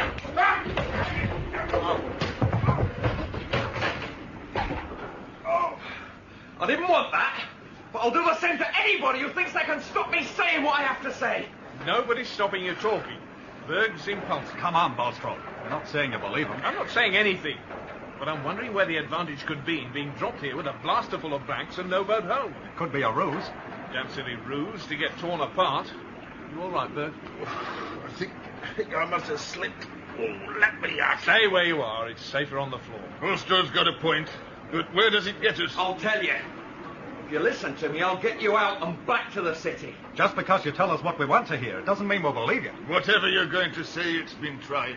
I'm the only one in the palace who's not been drugged for the journey on the icebreaker. I know its layout and its weaknesses. We also know that it's shielded. I've seen those shields and they're defective. If we all work together, we can do it. If you know so much about the palace, then you know about the pipe network. If that isn't kept up, we're dead. Well, who's maintaining it while we're all working together? Bring ice in, pack it into the cut-out mechanism and freeze it solid. Would it work? It might. Dangerous if it doesn't. We'll worry about that if we come to try it. First, I want to know what the kid expects in return for so much cooperation. Nothing. I want to get back as much as you do. And I know I can't do it alone. My inside knowledge, your manpower. And when we get back, what then? All of a sudden, you're back to being elite, and we're refugees. Oh, I'll be no more welcome than you will. All I want is a crack at the two councillors who tricked me and put me here. What happened to the famous elite inbred loyalty? Loyalty to what? A dead city or a frozen hero? I'm being realistic. We haven't said we'll cooperate. But you will. We've got minds, kid. May not have been taught to think so, but we have. We can't decide this ourselves. We ought to take some kind of vote. While we're doing it, 3 people to watch the kid. They should be able to hold him if he tries anything. There's a lot we'll have to discuss. I want to ask Doc what he thinks about our chances of getting back onto normal food after the yeast. We'd better assemble down in the canteen, then. It's the only place big enough. Who's going to tell the crews out on the ice? They'll be back soon enough. There's word of another storm coming up. What about a guard for the kid? Coming up. Bulstrode. A word before you go. What is it? You know them all better than me. Which way they're likely to vote. You really don't know? I wouldn't be asking if I did. You heard what he's offering. He's holding out freedom. They'll grab it and bite his hand off if he's not careful. You're all right, Randall. Only my pride's bruised. You were right, Lobo. They herded us like animals and we weren't even aware of it. They think we are animals. Look at it from their point of view and it's true. You're paying them too much compliment. Remember, they're machines designed and crafted for a purpose. And they're good. Oh, yes, they're damn good. I was expecting something along the lines of a barely improved Mitchell model. They even looked real. I recognize one of them. From the palace? He was lost on the ice some months ago. They must have brought him here and patterned him and then... let loose in the corridors to be herded and killed. Probably hunted down by his own improved double. Now the city hasn't got a chance against them. They'll move in and take over before that ragbag of a council knows anything. It's worse than that, because the council's helping. What did they offer Marius to make him sell out? What does it matter? He'll never collect. They're asset strippers. Once they've pulled what they need out of the city, they'll throw him to one side and move on. Marius won't see it. He's got a grabber's mind, but a short reach. Morden surprises me, though. I thought he wasn't such a fool. They're just names to me. Always at the other end of cold trails and distorted rumour. What did I start, Lobo? What's this, Randall? You starting to have doubts? You think I don't have them? What does it matter? Nothing. If we lie down and let them kick us around until they feel like releasing us to be humiliated in the corridors again, only next time we won't be rounded up and dragged back to sit in a guarded cell. Oh, no, they'll kill us on the spot for practice. No, we need a good idea to get us out. You got anything to offer? I need time to think. We may not have any. Don't remind me. What do we know? Only what Mitchell, the simulacrum, told us. Which is all about their long-term intentions, but nothing about them. He's never even seen one of them. Right. Point 1. We've covered over a mile of corridor and didn't see anything to suggest that this ship is even inhabited. Doesn't even look as if it's being cleaned or maintained. Yeah. It could be they've set this whole area aside for training. Well, yes, that's a possibility. So, we're in an isolated sector of a much larger construction. Elsewhere, there's a complete and self-sufficient race, working to expand and with major computing facilities to do it. If this is a ship, it's also got to have power and propulsion. All this is great theory, but what's it going to do for us? We can't make a plan without reviewing the information. Oh, another goddamn plan. Look where your last one got us. What information? You're making it up as you go along. You've a better idea. Well, we concentrate on getting out of this cell and back to the shuttle. Why the shuttle? Because we can't do anything on our own, so we go back to the city and warn them. Wrong. We get dropped back on the ice cap with no power in our suit units. We wouldn't even make it back to the palace. And if we could, what then? Yeah. Looks like we've got no choice. We're going to have to be heroes. You never know. It might even work. At the very best, we'll go out in a blaze of self-esteem. Oh, I don't have to plan for suicide. Nor do I. If there's one thing guaranteed to keep us sharp, it's the prospect of survival. I can hear somebody coming. Well, not for us, I hope. It could be. They won't keep us here forever. Ask the guard. You ask him. Right, I will. What do you want? I want to ask you something. What makes you think I'm authorized to answer questions? Don't you even want to hear it first? I don't see that it's relevant. What's the matter? Did they miss the brain out when they assembled you? Up yours, bloodbag. That's the Ice Palace talking. I remember you, Pearson, when you were a man. When I was a bloodbag, Pearson's dead. I strangled him myself out in the tin jungle. Don't get any ideas on teasing sympathy out of me, Lobo. If they say you're good enough, you'll be patterned and rebuilt and then be fit to join us. Until then, you're just a blood bag for stamping on. Come on, Pearson.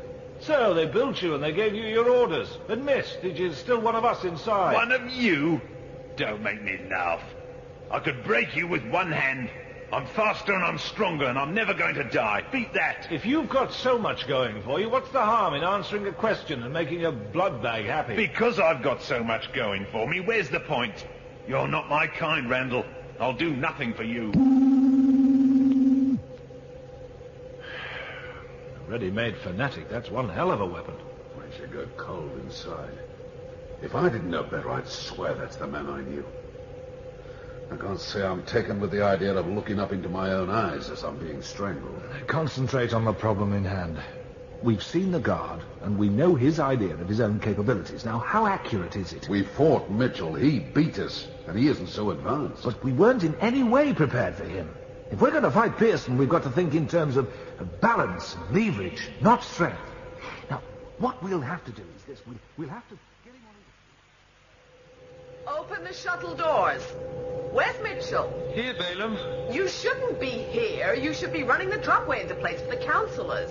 Sorry, Balaam.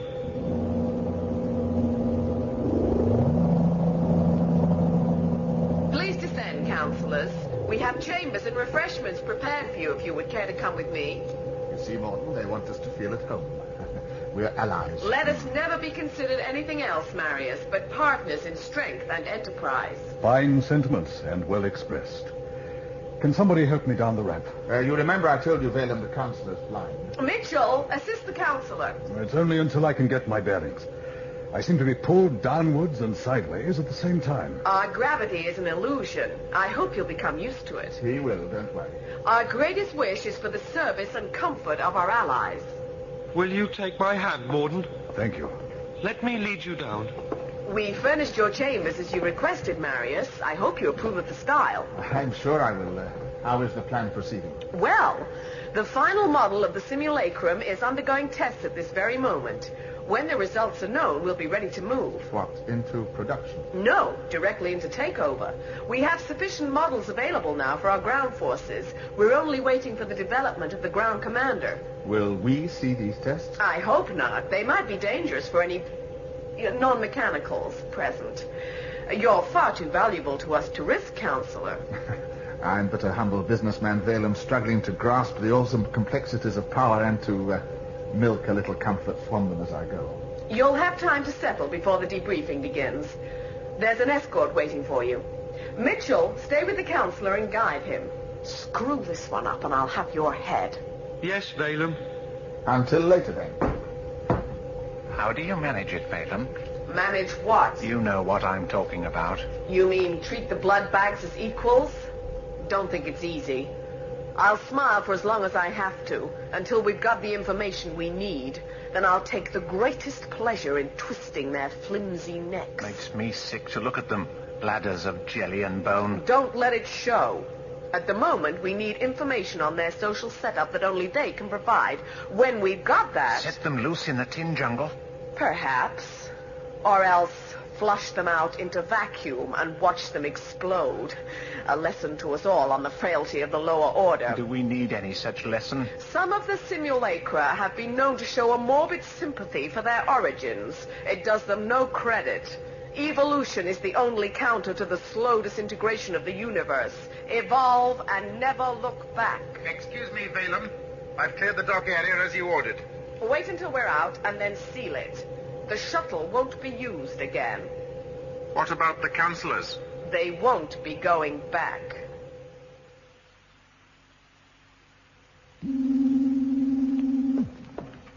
These rooms were prepared for you, Morden. They had no indication of what you'd like, so it's in no particular style.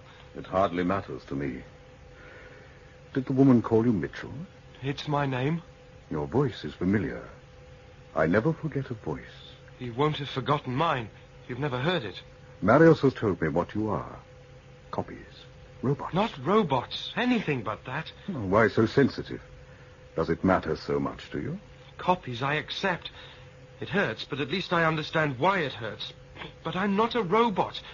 I'm patterned on a man, and I've got some of his memories. I think the way he'd think, and I've got some of his feelings. Then I knew the man you were. I respected him. Randall knew the man I was as well. Did you say Randall? From the Ice Palace. They're holding him for patterning now. How long has he been here? In a few days. 2 of them stowed away on the shuttle and persuaded me to help them. How could they persuade you? Didn't you get the message from Valem? Anybody can make a fool of Mitchell. He's simple and he's credulous. I can't help it. What's Randall to you? Tell me something. How strong are your loyalties to the Wekk? To your own kind?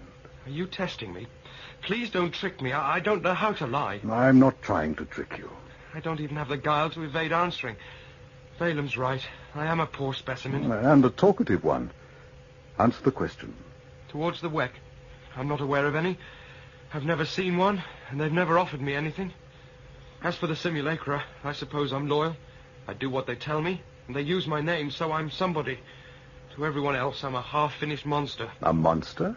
Why? You can't see me. I'm the first simulacrum they ever built, and the only model they had was in the memory of a computer. What do you think I look like? To me, what does it matter?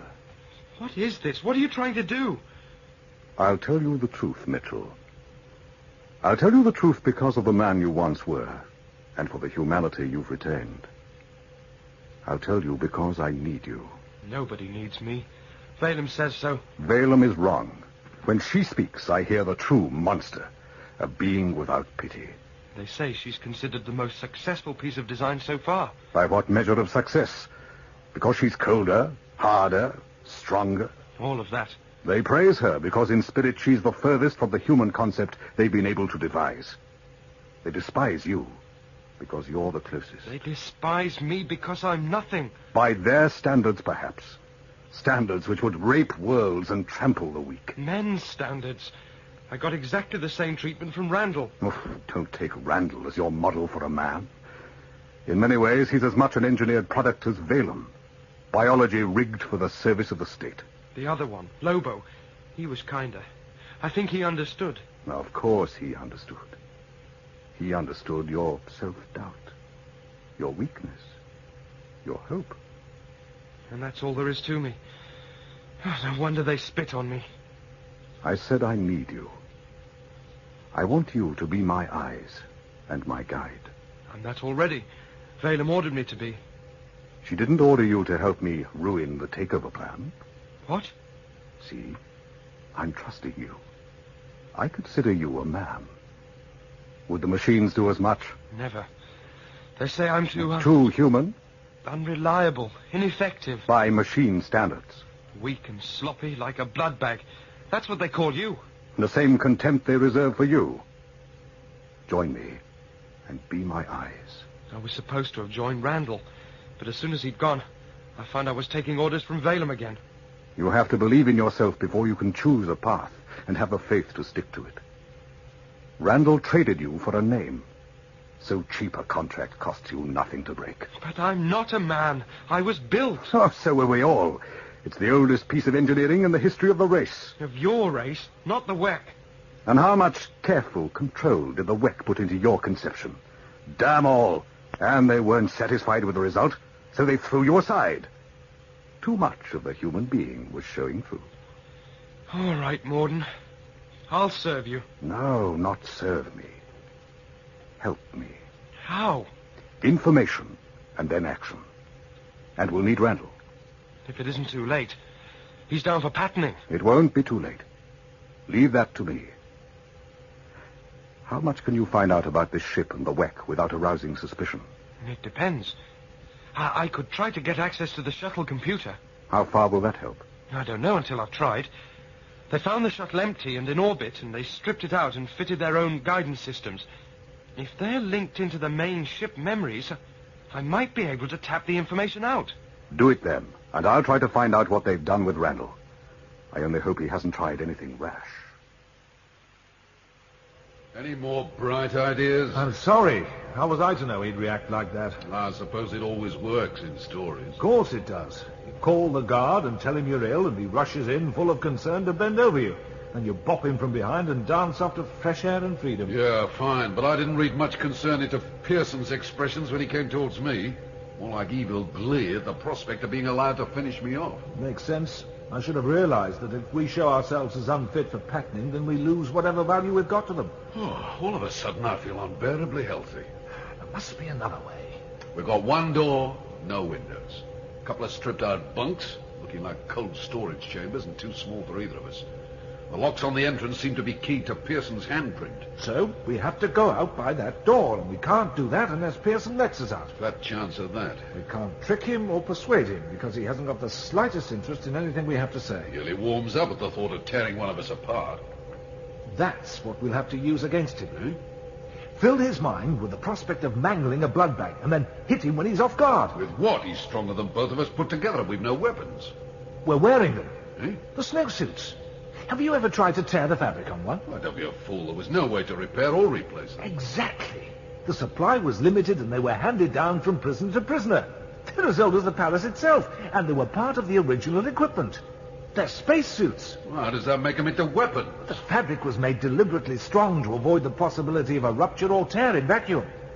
Now, if we knot the sleeves into a band and drop that over Pearson's head, we can pin his arms to his sides. Yeah, but the suits are old. How do you know they'll take the strain? How do you know they won't?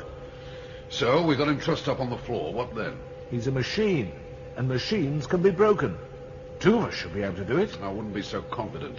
With that kind of logic, you could wrestle bulldozers and expect to win. Have you any better ideas? Or are you going to pick holes in mine until they come and carry us both away? No to both questions. Let's get on with it.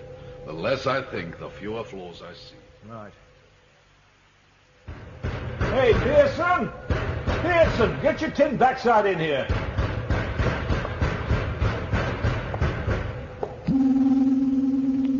You'd have to have a good reason to call me like that, bloodbag.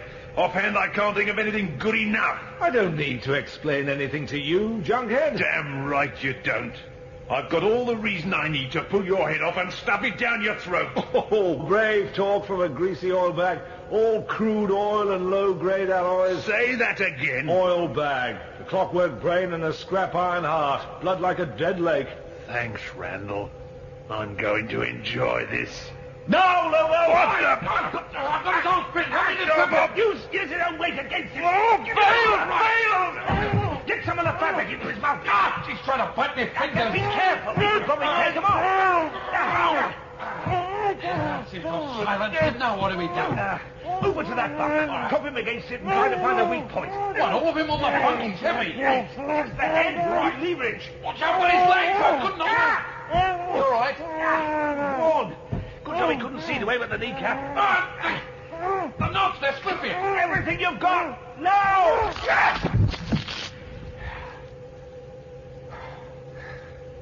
Phew. I don't believe it. I think we did it. I lived for a week. If we live so long. What are we going to do now? The councillors. They're somewhere aboard. We know that much from when we heard them going down our corridor with Balaam.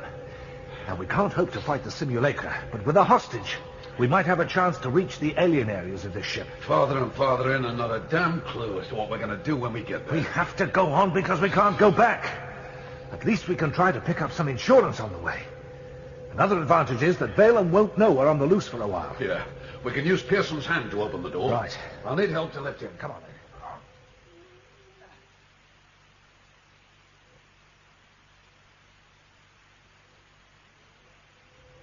So, we've arrived.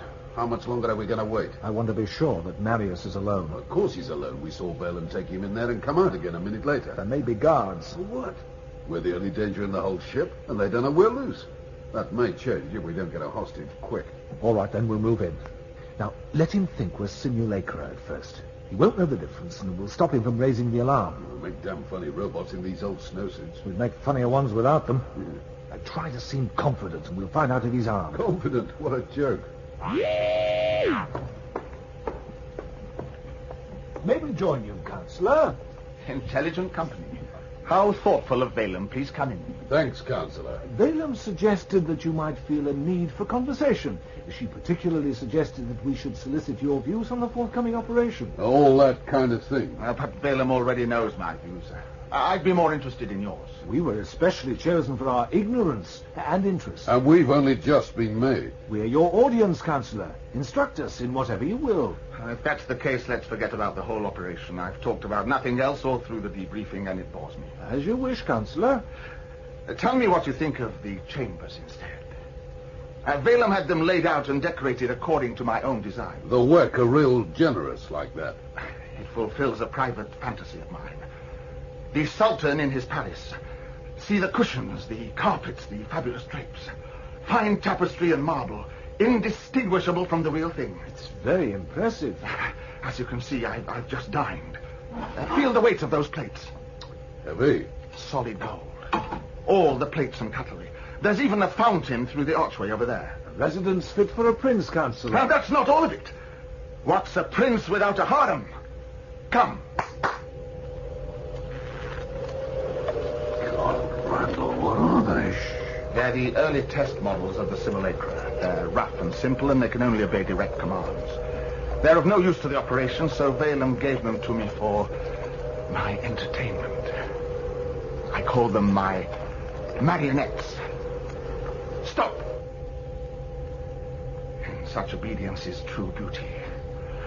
For such compliance, I can forgive their rough-hewn lack of grace. He's sick. Quiet. I can have them sing, or dance, or make whatever music I choose. When I speak, they listen and applaud. What is your one desire? To serve you, Marius. And why? Because we love you, Marius. Who could ask for a more faithful and adoring retinue? We would gladly die for you, Marius. Turn your heads. See the two men by my table? We see them. They mean me harm. If either of them approaches my person, you're to take them and break them in the middle. Is that understood? Yes, Marius. What are you talking about? What is this? Do you think me such a fool, Randall? I don't know how you got out, but Valem told me you were on board. Didn't it even occur to you that I might recognize you? But we've never met. I watched you being boxed. I gave the order for the crate to be nailed up and loaded for transportation to the Ice Palace. Sent to me for conversation, indeed. I doubt whether your friend could even string two words together. What are you going to do? For the moment, I need do nothing. My children are my protectors. Isn't that so? Yes, Marius. Don't be misled because they look like clockwork dolls or they appear slow and clumsy.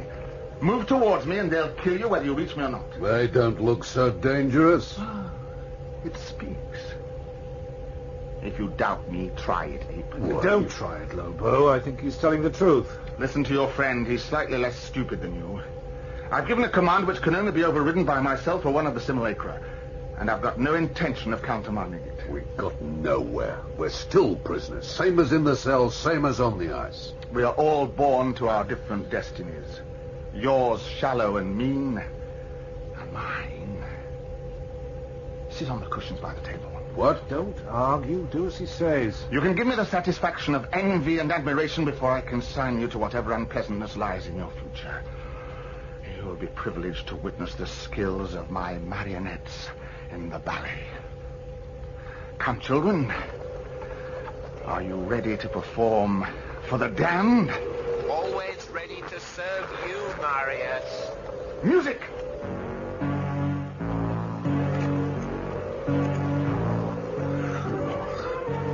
I can't watch this. It's horrible. Play along.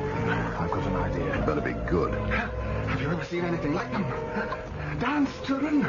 Dance for Marius. How's your aim? What do you mean? We can't go near him, but one of those gold plates could do a lot of damage. I'm with you. I'll try to reach one without him noticing. You'll remember this, Randall. Remember it for the rest of your short life. How could I ever forget it, Marius? You couldn't forget Marius and his marionettes.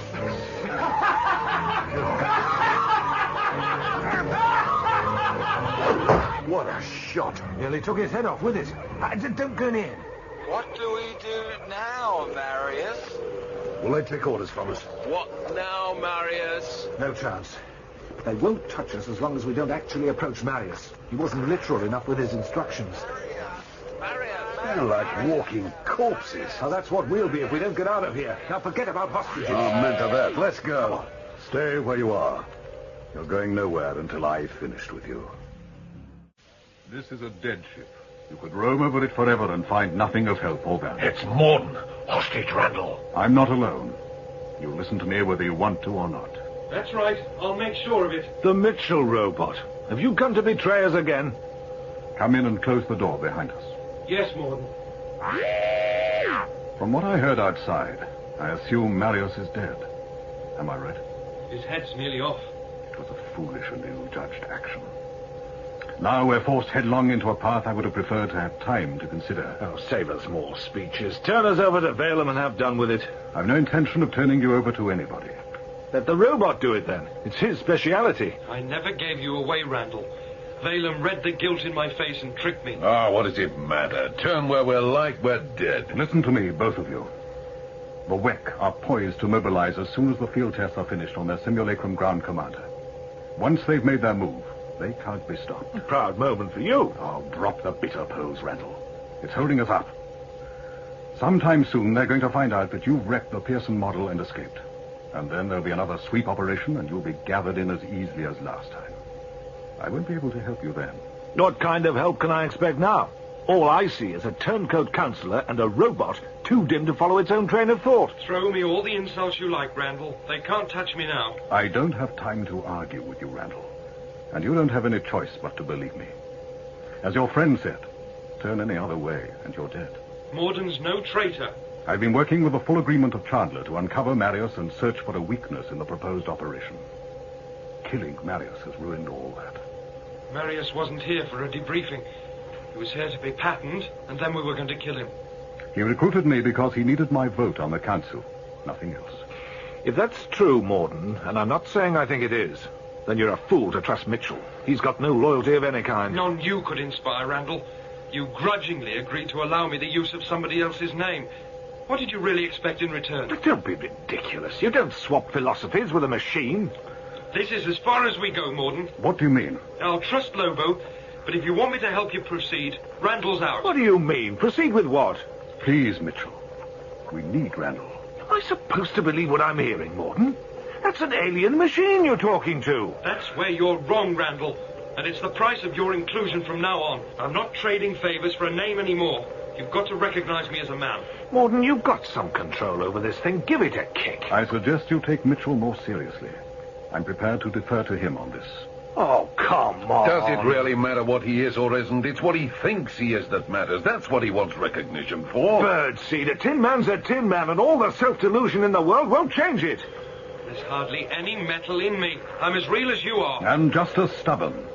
May I point out that our time is limited? We do nothing else until I've had an answer. What about it, Randall? I don't understand what you want of me.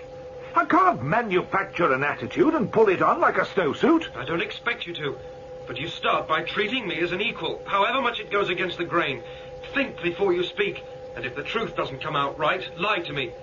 I'll meet you halfway and pretend to believe it. In the end, we'll have made a new truth just by trying. Oh, that's tin logic for you. Start by apologizing for that.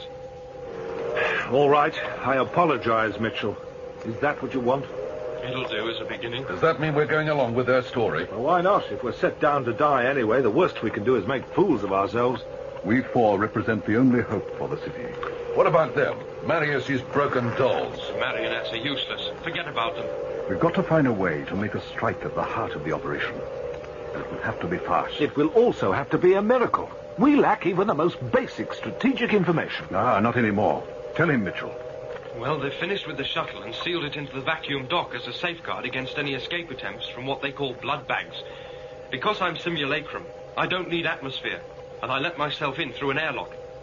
I stripped out some of the paneling and linked myself into the navigation hookup. Through that, I was able to draw information from the banks in the Wekk's main computers. Specifically, I got details of the ship layout and the search programs. When I left the dock, I jammed the airlock door. The air should bleed in and slowly bring it up to pressure. You get anything we can use? We can use the shuttle itself if we have to. I think I can use the links to override the automatics. I don't think that's what he meant. I know what he meant. The answer's yes.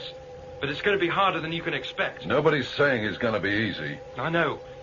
But this isn't the Wekk ship. What? Then where the hell are we? We're on board a derelict.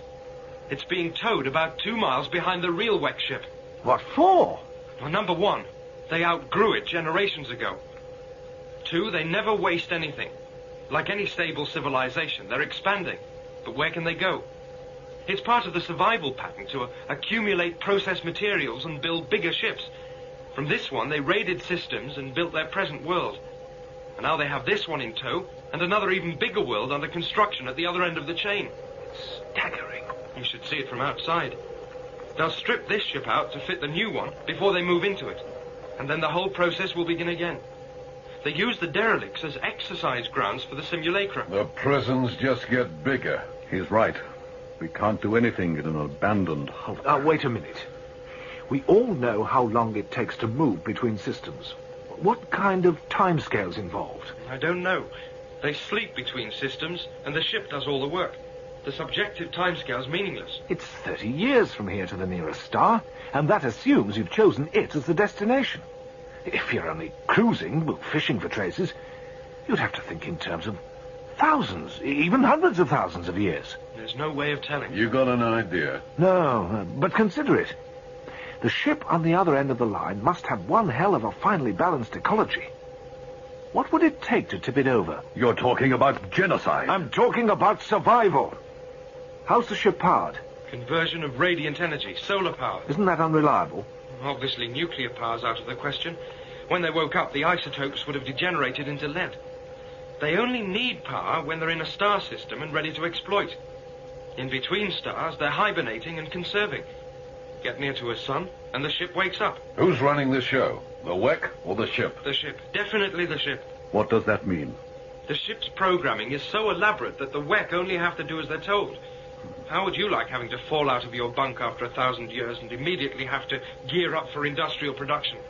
I'm beginning to worry about Valem. I think we should move. And not yet. Not until we've got some kind of design. Fancy name for one of your plans. All right, so it's true. Every time we've moved so far, it's been without a real long-term purpose, and look what's happened to us. Deeper in the crap with every step. Right. Morden, you say you need me. You're right. But you've got to let me lead. My main value is that I'm elite, and I can't handle it any other way. Think hard before you answer. What choice do I have? That's better. Go on, Mitchell. I'm bursting with data. But you'll have to give me some indication of what you need to know. We've got the power source. We can't hit them through that. Unless we could come up with some way to turn off the sun. A little too drastic, perhaps. What about propulsion? Pretty weak. They hardly have to worry about escape velocities because they never enter a close orbit. Maneuvering is slow because of the ship's mass. Like everything else, there's no central point we can strike at. There's got to be. What about the strategic centers? They are concentrated. They're also in the middle of a heavily defended area. Defended by what? Wekk. Their quarters are all around it. Tell me more about their hibernation. Well, when the ship's got what it wants, it moves on. Far enough from the sun, the power cuts out and the temperature drops. As far as I can see, it's completely automatic, and there's no control over it. Same system as the Ice Palace. In which case, the Wekk are prisoners rather than conquerors. The ship is the real enemy organism. They found Pearson. We've got seconds before they start the sweep. Quick, then. I'm getting an idea, but I'm going to need more details. Can we get to the shuttle? And if we do, can we use it to leave this ship? I told you, I think I can override the automatics. But the simulacra have got armed cruisers, which are much faster. That doesn't matter. Try saying that when you're so much debris. As long as it buys us time and gets us out of Valem's reach. You can reach a long way with a laser. You'd rather be patterned than strangled. I'd rather be home. I wouldn't argue, but it's out of my hands. Out of all our hands now. We've left it too late. We'll never reach the shuttle. Not now that Valem's on our tail. Valem! Not now, Mosky. Pearson's been wrecked, and I'm starting the sweep for Randall. But it's urgent. You're to go to Com Point and speak to the Wekk direct. Why? I think they've heard the alarms. They want to know what's going on. Strange. It's only another exercise. Take over for me, Mosky. You want me to direct the operation? No, I won't be long, but you can deploy the units along the corridor end. Valem here. You wanted me. Pearson is wrecked. That's right, but the situation's in hand. We have to trust your capabilities.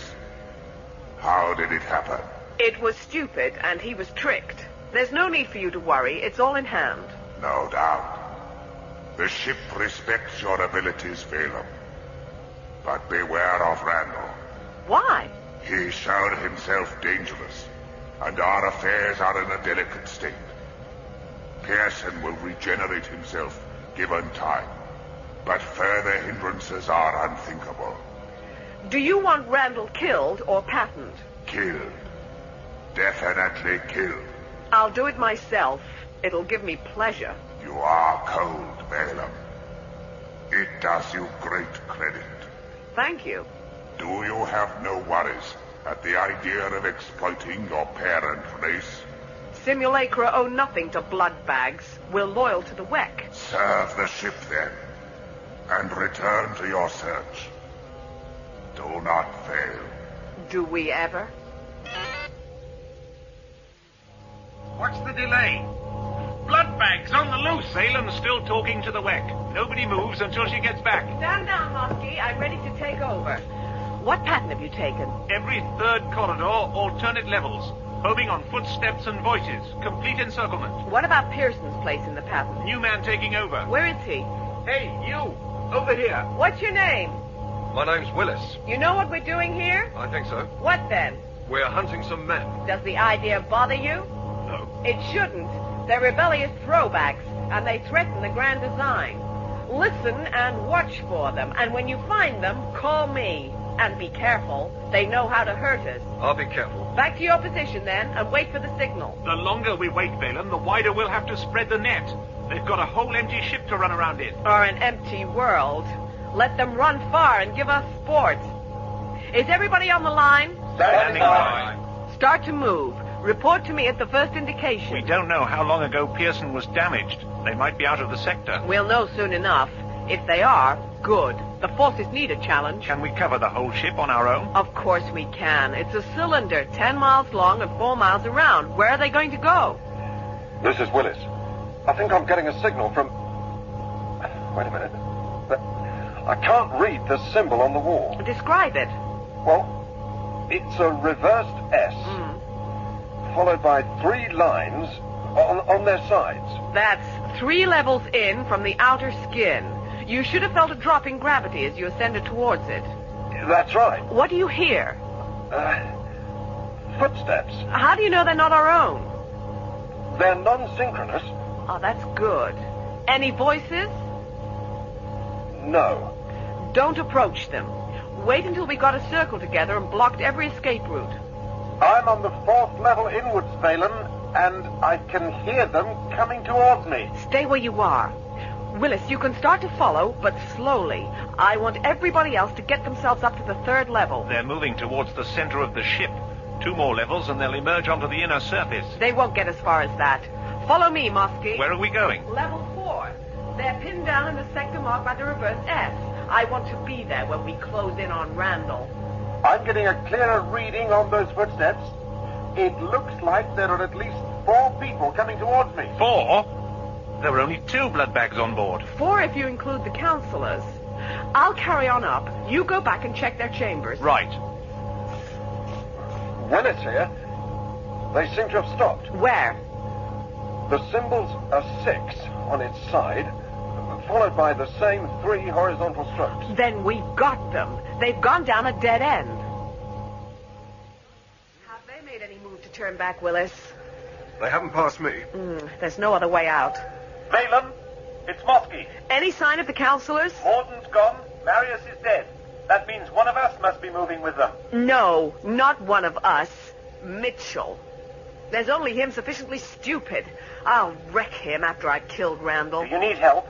Willis can cover me. The rest of you stand ready to move in if you're needed. Stand by. Another thing before you move in, Balaam. The marionettes have gone. What? The marionettes, the prototype simulacra you gave to Marius. I know what they are. Where have they gone? But there's no sign. Do you think it's important?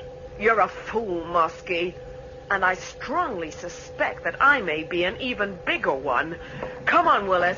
Come where? Round this corner and into the dead end. See what kind of blood bags we've trapped. Damn, double damn. What's the matter? Balaam. Orders, Balaam. Our one desire is to serve. What are they? dumb slaves without brains or will, hardly better than men. They've been used as decoys. You said we should let the blood bags run far and give us sport? Shut up, Muskie.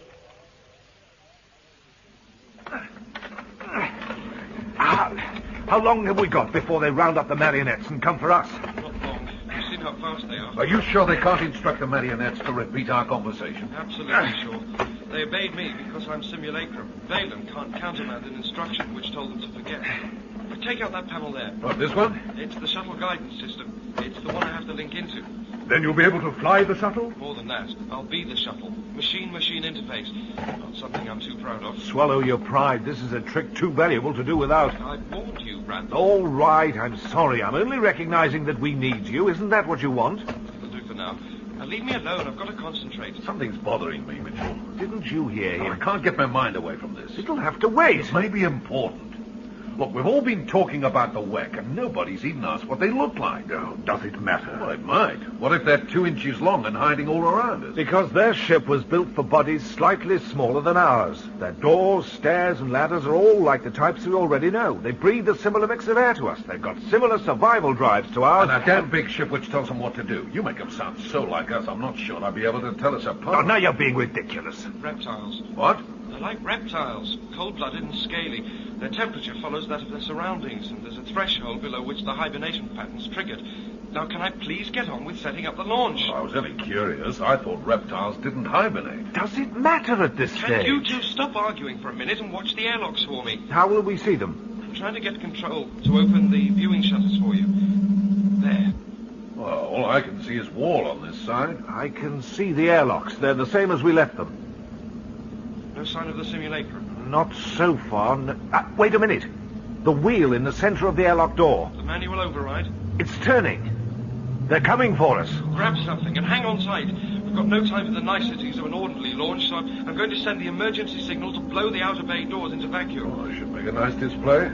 If it works. You mean it might not? Nothing's impossible. In that case, is it too late for us to apologize? Damn right. Here goes the order.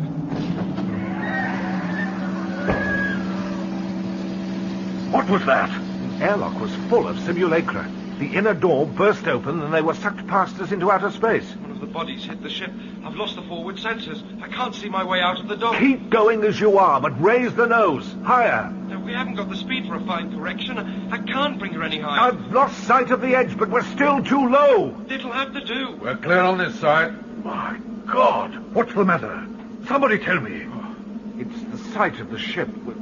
We're like a tin fly falling away from it. It seems to be going on forever. It's filling the screen on this side. You're at the wrong angle. I can sight along it to the next ship. Even bigger. And there's the skeleton of another in a line beyond that. I've got the far edge now. The stars are coming up beyond it.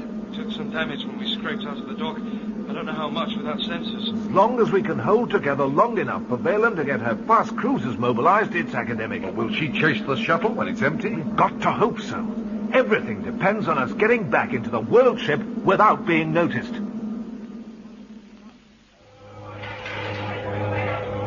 Muskie, where are you? Muskie was in the airlock when they blew the bay doors, Valen. He's gone. How many have we lost? 5, including Muskie. I don't know how they got that shuttle moving, but it's going to be their coffin. Everybody to the cruisers for target practice. You, Willis. Yes, Valen. Take Muskie's place. That means you follow me round and do as you're told, all right? Yes, Valen. And try to be a better machine than Muskie was. Yes, Valen.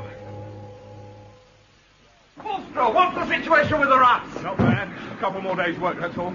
We haven't got a couple of days. What do you mean? I've just come from the beacon. We're getting a reflection from the icebreaker. How soon? It's not possible. It's more than possible. It's true. We've got about an hour to get ready. We haven't finished lashing the pontoon. I can't do anything about that. Tie them up as best you can and get them launched. Hey, wait a minute, kid.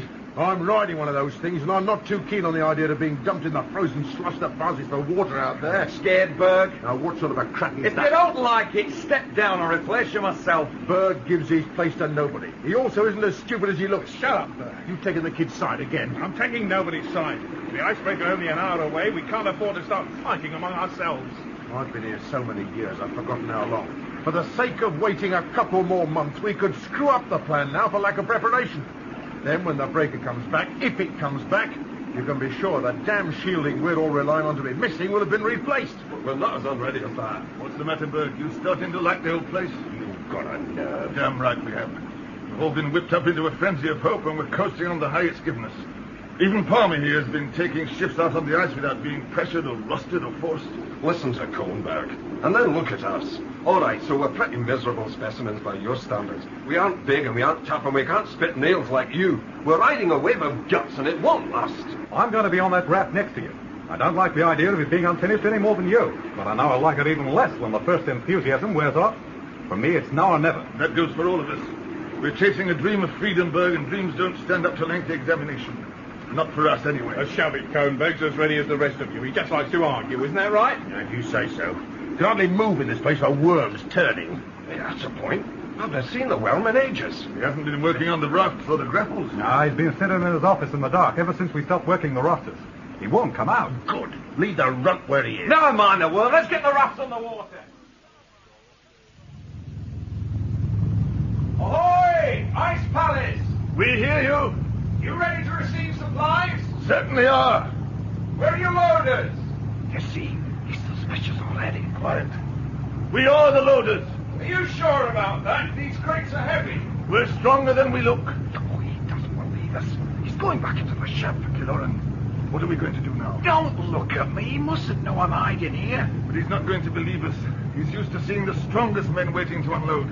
And then he gets confronted by a couple of shrimps like us. Speak for yourself. Stop wittering and try to look tough. I was trying. Puffing your chest up and sticking your backside out doesn't fool anybody. It makes you look deformed. What else could we do? Be mean and confident. I think I can manage mean. And what if he still doesn't believe us? What does it matter? Keep him talking until Bulstrode and the others signal you from the deck above. They need time to bring themselves alongside and climb up through the gap in the shield. How long's that going? How should I know? But he's got a gun, Killoran. Which isn't dangerous until it's fired. Carry on as you are. He may drop it through laughing. Look, this is serious. Somebody could be killed. So keep him talking until we get the signal, and I can use the grapple to drag him down the ramp. He's back. Are you the only man available for unloading? That's right.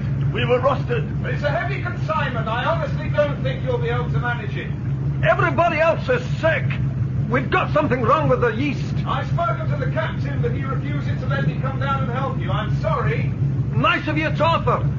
We'll have to manage. We're taking the bridge. Go get him, kid! What was that? What's going on up there? Find the grapple! Get me that gun! I've got it! Follow me up the ramp and into the ship! What, go on without me. Ah! Look what you did to the boy. Your iron hook went straight through his shoulder. I'm not leaving him like that. It was necessary. It isn't necessary to leave him in agony. I'll catch you. Don't wait too long. Any minute now the doors will open and the rest of the barge will be coming on board. Oh, go on! Keep your hands where we can see them and don't try anything. I wasn't even thinking of it. That's good, Captain. You don't want to be a hero. There's nobody watching anyway. That would take a lot of the satisfaction out of it. What do you think you're going to gain by this? We're men of simple pleasures, Captain. We only want to go home. And how do you think you're going to get there? Stop screwing around, Cap. You're going to take us. It's a pretty one-sided bargain. It's a cruel world. I don't see why you should enjoy my cooperation for nothing. We're not exactly without trade goods. If you take us back, you get continuing good health. Between us, we know some fairly nasty ways of damaging a man. Besides which, if we don't go back, you don't go back. Well done, Bulstrode. Palmer was the first over the side. He found the bridge. We pulled the mate out of the cargo hold and disarmed him. We've come up through the ship. It's just as we thought. A two-man crew and a lot of robot aids and automatics. Set the ship going and it runs itself. There you are, Captain. You're not as precious as you think. But you still need me to set it all up. What's he talking about? Try to fix up some kind of deal. A deal? What does he think this is? I'll have a safe career ruined because of this. I want some kind of compensation. You expect me to talk fair terms after the way you abandoned me on the last run? I'm paying for that now, aren't I? You haven't started yet. Give him the works. Feed him to Berg. What are you saying about me? Hey, Killoran, what about the kid down below? Don't worry about him. He got messed up. Dead? Not that messed up. So who's with him? Doc stayed behind. He's taking the grapple line out of his shoulder. Where did you get all this equipment? Crates, staples and wire. The secret of our success. Now, are you going to fire up all this clapped-out machinery, or do we follow Palmer's suggestion and feed you to Berg? Let me at it. You, what was that? I don't know. It sounded bad. If you're trying to mess us around, mate, I'll just... Why should I? It's my neck as well.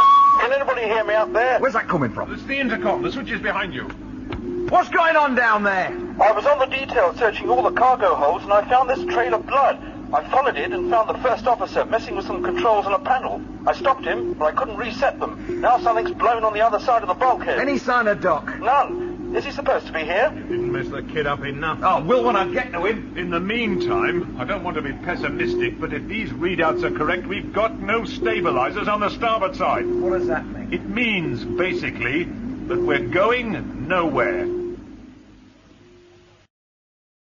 I can see some activity. What kind of activity? Slots opening all down the sides of the world ship. There's all kinds of craft coming out. Different shapes, different sizes. Can't see anything on my side. Well, don't start getting jealous. What do you mean? Oh, never mind what he means.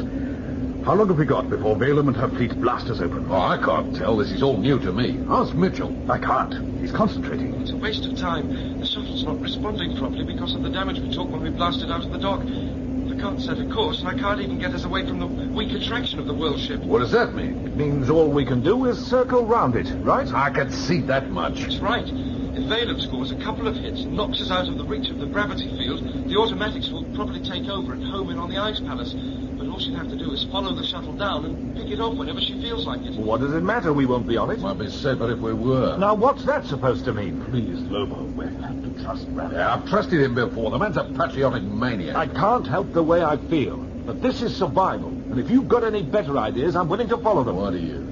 Now, look, Lobo. How many times are we going to have this conversation? Every time you're trying to get my backside fried. If we'd stayed, we'd have been hunted down and killed. If we stay here, we're going to be overtaken and blasted. So your alternative is for us to sit hunched in an old clothes locker with about a teaspoonful of air each while Mitchell pushes us back towards the dock. Mitchell says he can do it. He said he could fly the shuttle. What's that supposed to mean? It's not so long ago since you were telling me how great he's supposed to be. Pardon me for pointing it out, but that artificial planet is big. I bet you can't even see the dock from here. It doesn't matter. I've been wired into the navigation board and the course is in my head. It'll be like walking round your own bedroom in the dark. What if we miss? We won't. We'll fall towards the ship whatever we do, and I'll have plenty of mass to throw away to make corrections. How much air will they have? What do you mean, they? You'll be with us. No. I'll slow you down. I'll be more frightened than I ever wish to be. Stay in the shuttle and you'll be dead. Probably. But at least it will be quick, and I won't see it coming. Without me, you'll have more room and more air. I'll stay and move around by the open ports to mislead Balaam. You make me ashamed, Morton. Oh, don't be. It's healthy to raise your doubts. Firing already. Not close enough to do as much damage yet. If they score a couple of mild hits, we'll be concealed by the debris. Time to get down to the hold and pull lockers. That was close. They're catching up faster than I thought. Don't worry, Morton. I'll stop them one way or another. I trust you. Lobo, a word before you go. You want me to listen? No, just Lobo. Carry on down. I'll catch you up. Goodbye, Morton. Right, Mitchell. Let's go. Come on. How do you intend to get us out? Same as back on the world ship. Blow the emergency doors into vacuum and follow them out. I'll try to time it to coincide with a hit so they won't look for us in all the junk that comes out around us. Is this the locker you had in mind? Yes, that's the one. We hid from you in it on the first trip out here. I never even thought to look. No, but you've changed since then. It was obvious when you walked into Manius's chambers. I don't know. It's been like that ever since I tapped into the Wekk computer. I hope it doesn't wear off. So do I, for all our sakes. Is this the locker? Yes, this is the one. Now, we know it's airtight because we nearly suffocated last time we were in it. Let's go. Is there something wrong? No. Something Morton told you? I said it's nothing. Let's go. All units, this is Balaam. Stop firing on the shuttle. What's the matter, Balaam? They'll get away.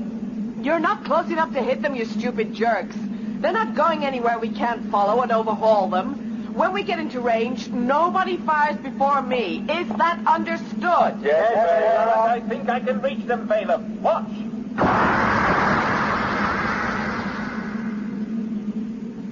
What did I just tell you? But I hit them square on. There's a cloud of junk pouring out of the side. There's a pile of junk at the controls of your ship. That was the cargo hold you hit, and it's isolated from the manned areas. All you've done is nudge them out of orbit, so we'll have to follow them. Sorry, Balaam. You will be. I'll have your bearings. Don't you ever disobey me again. Balaam, are you in a position to speak? Everybody close channels for 2 minutes. I'm getting a message from the Wekk. Standing down. Go ahead. Nobody else can hear us. Leave the shuttle.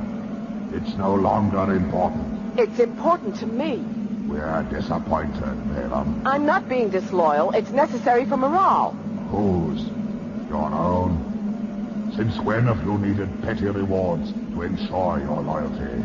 My loyalty isn't in question. We hope not. There is more urgent business for you. You want us to return? No. Let the shuttle go and follow it down. Establish a ground base where it lands. Does this mean that the operation's starting? It does. A ground commander will be sent to join you. Are you still unwilling? Forget that I spoke. I'll wait for the shuttle to land and then kill Randall myself. Killing Randall means more to you than the operation. The blood bag tricked me. You know the pride of a simulacrum. Don't let it blind you. This stage of the affair requires delicacy and reserve. You'll get all the delicacy and reserve I'm capable of when I've strangled the blood bag. Is it too much to ask? Dispose of your obsession quickly. Set the fleet to follow the shuttle.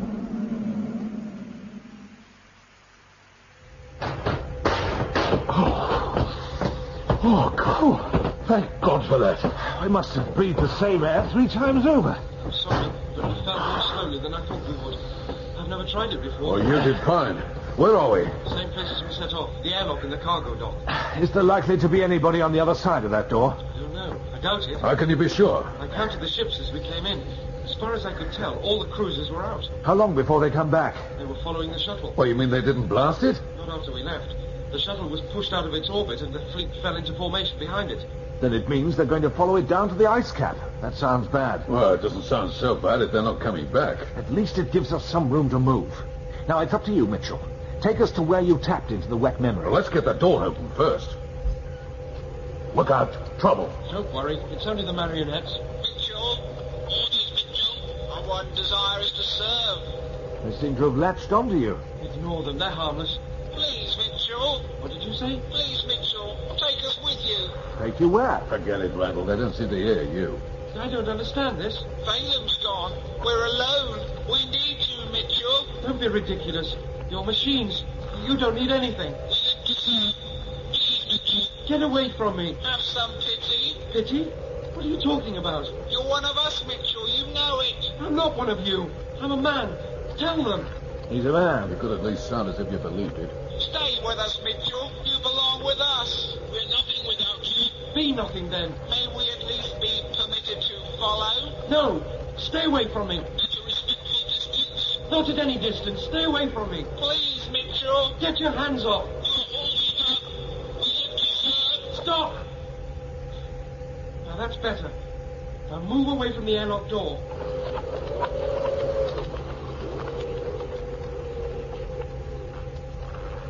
It's clear. We can move out into the corridor. Are they dangerous? I can't understand it. I've never seen them like this. Oh, I feel kind of sorry for them. Sorry for that trash? Don't joke, Lobo. It's in bad taste. No need to snap at me just because you feel sorry for them as well. They're nothing to me. Will they follow us?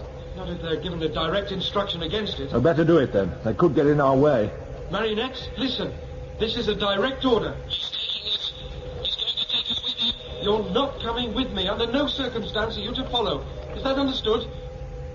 Is that understood? We understand. Our one desire is to obey. They can't follow us now. Come on. What will happen to them? Who cares? I heard him say, come on. But not to us. He may have meant us, but he didn't. We are marionettes. We must obey.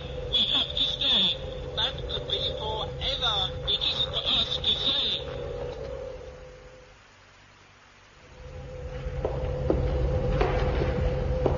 I can't get used to this continuous feeling of walking up a wall. There isn't a straight line in the whole of the ship. It's because of the gravity. What? Well, the weight you've got isn't due to gravity. It's your own inertia trying to push you out through the ship's walls as it spins, but the rotation also adds a Coriolis force.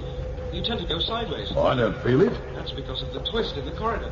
It cancels out the forces and leaves you upright in the middle. I've lost count of the passageways and the odd-shaped open areas we've come through. Is the whole ship like this? It'd make a pretty unattractive sort of place to live in. No wonder the Wekk are so mean. There are only 6 levels of corridors lining the inside of the cylinder. Inside that, there's a large enclosed space, a kind of park. We have to cross it. Will it be dangerous? No. It's overgrown and deserted, but you may find it hard to take. A park? Come on, Big Mitchell. See for yourself. These steps lead us up into the open.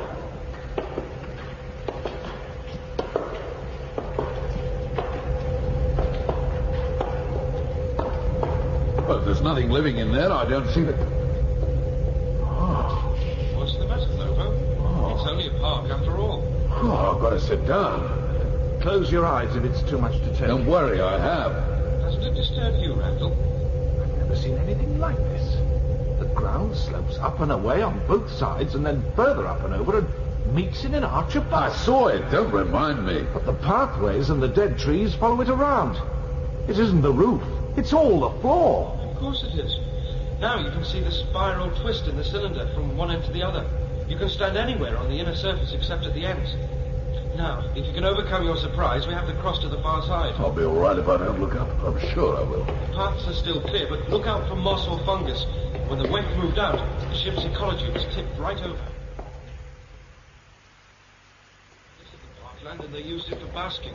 There are shutters at the cylinder ends, which open to let sunlight in when the ship's near a star, and they get the luxury of radiant heat. Otherwise, they're dependent on the in-ship systems to keep them up to temperature in the wake. So, when the temperature drops, they've got to hibernate, whether they like it or not. Basically, yes. They have to get to the sleep chambers, which fill the ship under our feet, or else they'd never live through the sleep. They'd use up all their fat and water reserves in the first 100 years if the ship didn't replace them.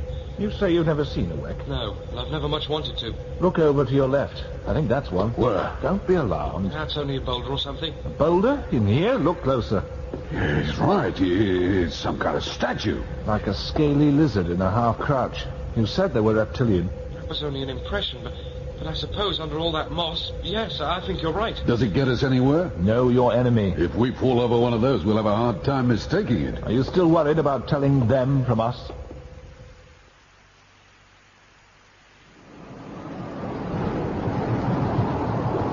What's the situation with the icebreaker? It looks bad. There are these big tanks of heavy oil which seem to be being pumped from one side to the other to keep the icebreaker upright. One of the tanks is split right open and the oil's pouring out like cold honey. Can we fix them? Not a chance. We haven't got the technology for repairing a pressure vessel like that. If we had, we'd have been away long ago. Could we do without the stabilizers then? Not according to the captain. There's a fail-safe in the main computer which won't let the ship move without them. Nobody knows how to get round it, and if we could, we'd be asking for trouble. What about Doc? Any sign of him? Berg's out looking, but it's not very hopeful. Damn that first officer. I should have made a better job of him. No, don't say that. Well, it's true. He's ruined our main hope of escape, and it looks like he's killed one of us as well. One of us? That's what I said, Cole.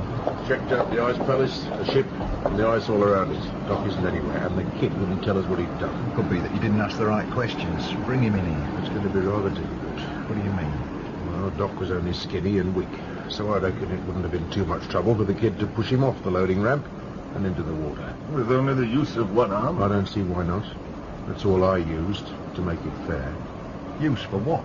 I sent him on after. Nobody needs that kind of trouble hanging around when they're trying to think. But that's murder! Why do you think they sent me here in the first place? You can't criticize Berg. Not when you were proposing the same thing yourself. But that was different. Killing somebody in an act of war isn't the same as murder. One day, when we've got lots of time and somewhere warm to sit, you'll have to explain that one to me. In the meantime, why don't we do something constructive and talk about how we're going to make the ship go? It looks like we can't. Don't be stupid. It's standing there with its engines turning over, already set for off. You already said it runs itself. It runs itself and it's stopping itself. There doesn't seem to be anything we can do about it. Well, this is great. Try telling that to all those poor crumbs down in the bunk rooms getting their belongings together. They think they're going home. There's nothing I can do about it. Nothing? That's pretty negative talk from somebody who set himself up as the palace's biggest hope when he was dumped on the doorstep. Better start thinking, Killoran, before that hope turns into something more nasty when they find you can't deliver. I'm out of ideas. Some clear cut before. Isn't that what made it so attractive to you? Nobody loves a one-shot wonder. Come up with something else. I can't. Leave him alone, Berg. He wants to get away as much as you do. I don't think so. Nobody wants to get away as much as I do. Start by asking some simple questions, like what would the captain do if these stabilizer things had failed of their own accord on an ordinary ship? I don't know. There would have to be some way he could get help. There's got to be some backup plan for routine failures. Well, did anybody think to ask the question? Not until now. Let's get up to the bridge. Palmer's guarding the captain. Has he been giving you any trouble, Palmer? Can't say it has. Precious little help, though. Is it necessary for me to be penned in and guarded like this? I'm not likely to try sabotaging anything. I want to get back as much as you do. How do we know you're not going to try a suicide operation like your friend? Suicide? What do you mean? Never mind. The tank's only split. It couldn't explode. He wasn't in any danger. That's why he needed help. They were right to send you here. You're animals. You as well. Never mind me. Be careful what you say in front of Berg. He's a sensitive soul and he's easily offended. Yeah, right. I've been trying to get information out of this crumb. All I've learned is that he knows nothing and he can't do anything. That's true. It makes you the most dispensable person on the ice cap. How do you like the sound of that? Not very much. You still want to try and talk deals with us? Don't get me wrong. I don't expect anything from you. Make us grateful and you'll stay alive. We've all seen this ship. It's rotten and it's falling apart. Half the machinery's thick with rust and the shielding's hanging off. The chances are that you'd have a major breakdown of some kind on your way to the palace or on your way back. I want to know what you'd do in a case like that. I've been lucky. It's never happened. I've never had such a disaster that I couldn't get the ship home. I'm not interested in that. I want to know what you do if there is a disaster. Who you call and how. There's nobody I can call. There isn't another ship in the city that could get out here. So what do you do? Nothing. If it's as bad as that, I'd be dead. You mean you'd be left out there without any kind of rescue? Exactly that. And what would happen to us? There would be no more supplies. I don't know how that would affect you. I always thought we were badly off. I'm only just finding out how badly. Damn it, the ship's useless to us. One of the teams has managed to plug the split in the stabilizer tank. Won't take any pressure, but at least there's no oil coming out. Isn't there anything we can use to repair it? Not in the ice palace.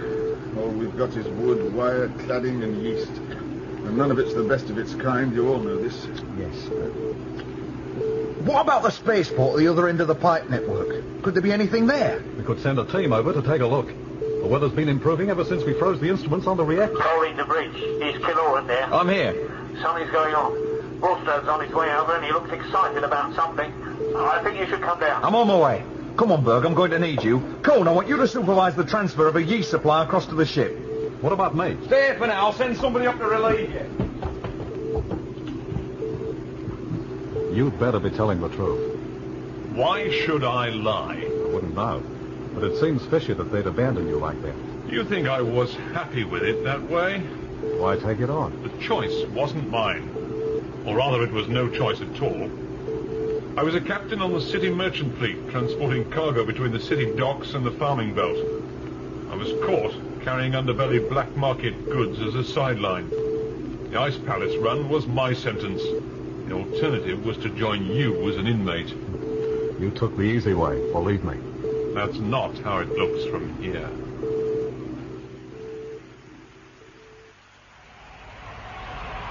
What's the matter, Bulstrode? Don't ask me, look at the sky. All right, so it's a comparatively fine day. That isn't news. Over the horizon, on the other side of the icebreaker. He's right. There's something up there. And it's coming this way. I saw it about 10 minutes ago. It was nothing more than a brilliant spot.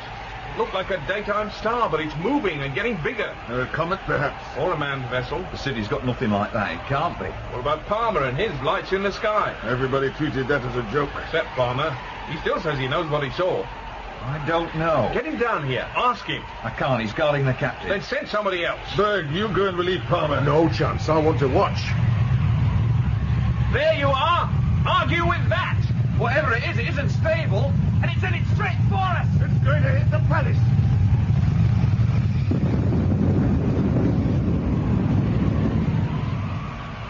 That's what I call close. It clipped the beacon mast off the top of the palace. It's about half a mile away, right over the old spaceport. Berg, get a team and all the empty sleighs you can find and follow me down. This is more like it. Pull something out of the hat for us, kid.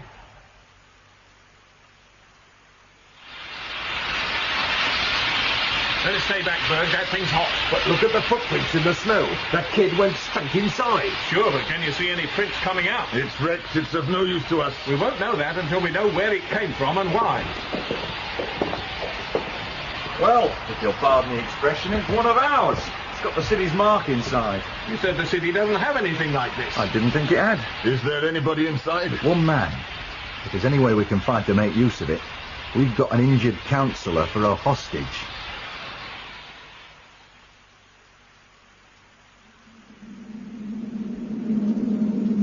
This is Balaam to all units.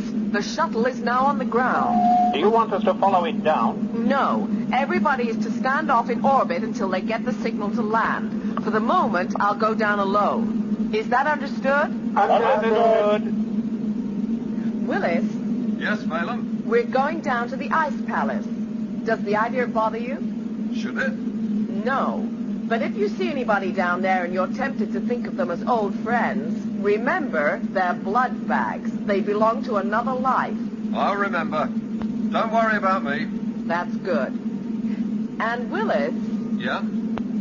If you should be tempted, remember that the ground commander's on his way. He wouldn't like you to show any sympathy. I won't.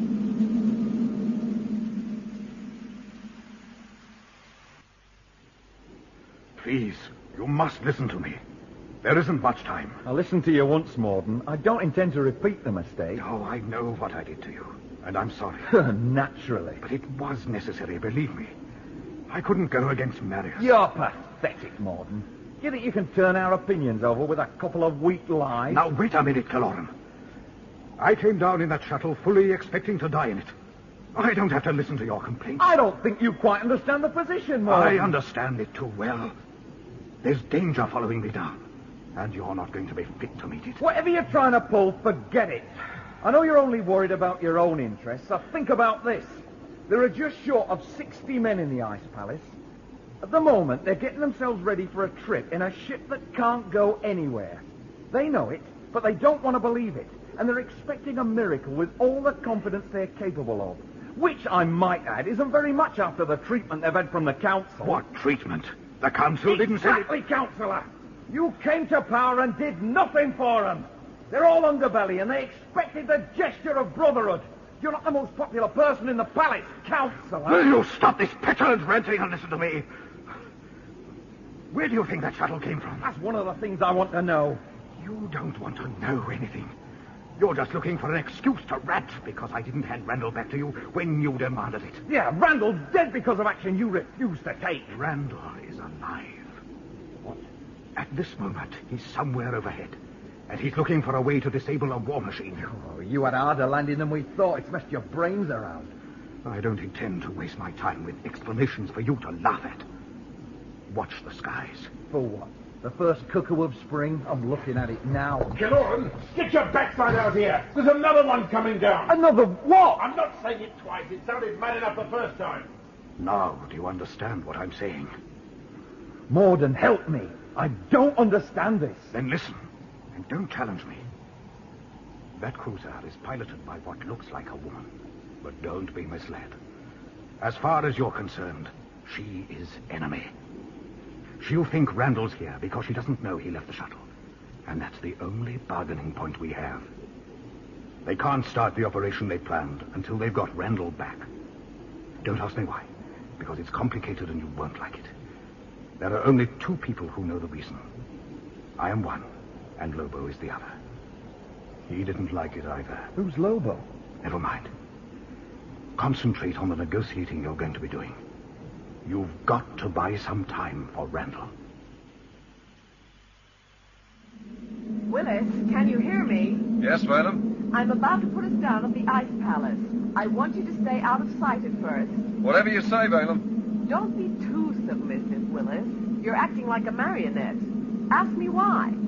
Well, why do I have to stay out of sight, Balaam? Because the bloodbags are easily impressed. They think the old Willis is dead, and producing you at the right moment could be very effective. Effective for what?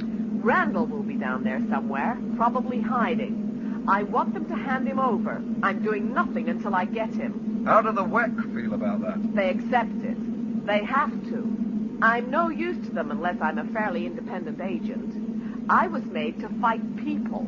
If the Wekk trusted their own judgment for that, they wouldn't need me. Besides, we're waiting for the ground commander. What will he be like? Like me, but even better. What a team we'll make.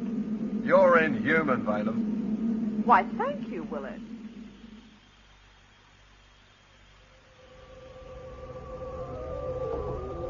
Is this the place? This is it. It's where I came for the information that Morden wanted. Oh, it doesn't look much. It isn't much. Most of the useful stuff was ripped out when they transferred across to the bigger ship. The memories are complete, though. How can you be sure? Because they're not hardware. You can't just pick them up and carry them over.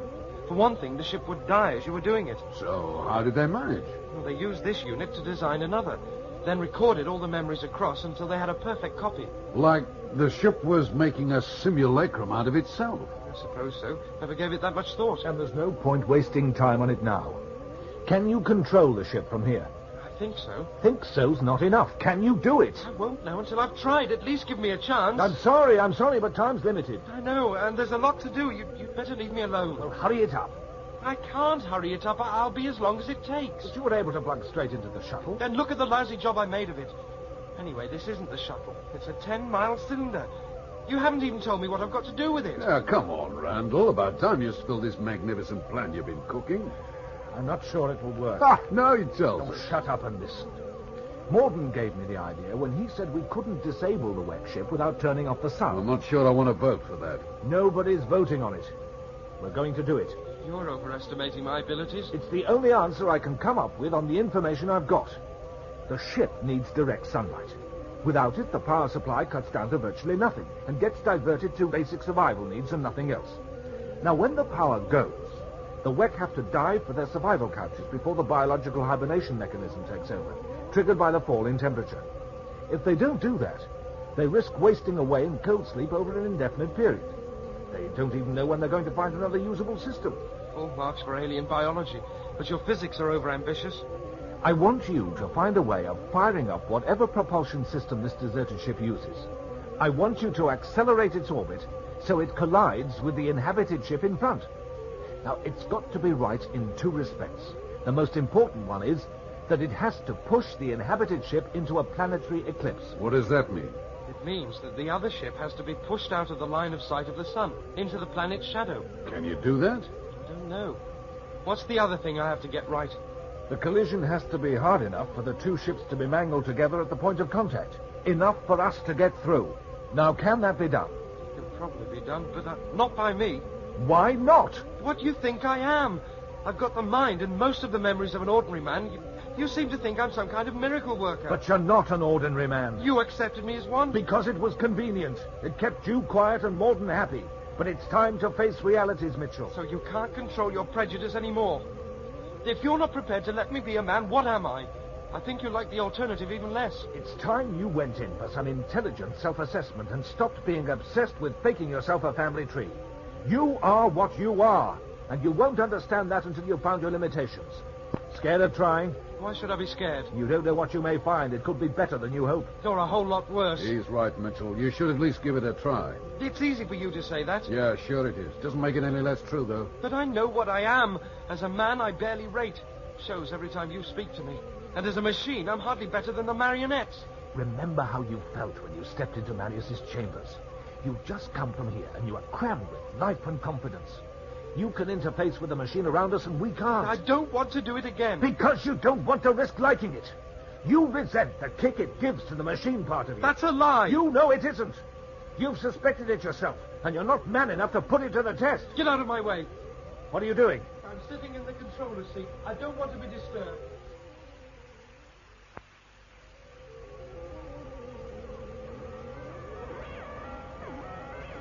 How long is he going to sit staring at that screen? Well, like you said, as long as it takes. I can only assume he's taking information from it. It seems like just colours and music to me. He must be seeing more. But if he understands it, will he be able to use it? I damn well hope so. That was quite an ass-kicking you gave him. No, he needed it. He's too inclined to feel sorry for himself. How much of it did you mean? I don't know. Does it really matter? I would have thought so. An idea's an idea. Doesn't make any difference whether it's sincere or not, as long as it gets the right reaction. Look, assume for a minute he can do it. Assume that he locks the two ships together and we can transfer across. What the hell do we do then? With the power right down, we'll have the run of their ship. We'll find the equivalent of this control room and wreck it. And what then? How are we supposed to get home? I don't know.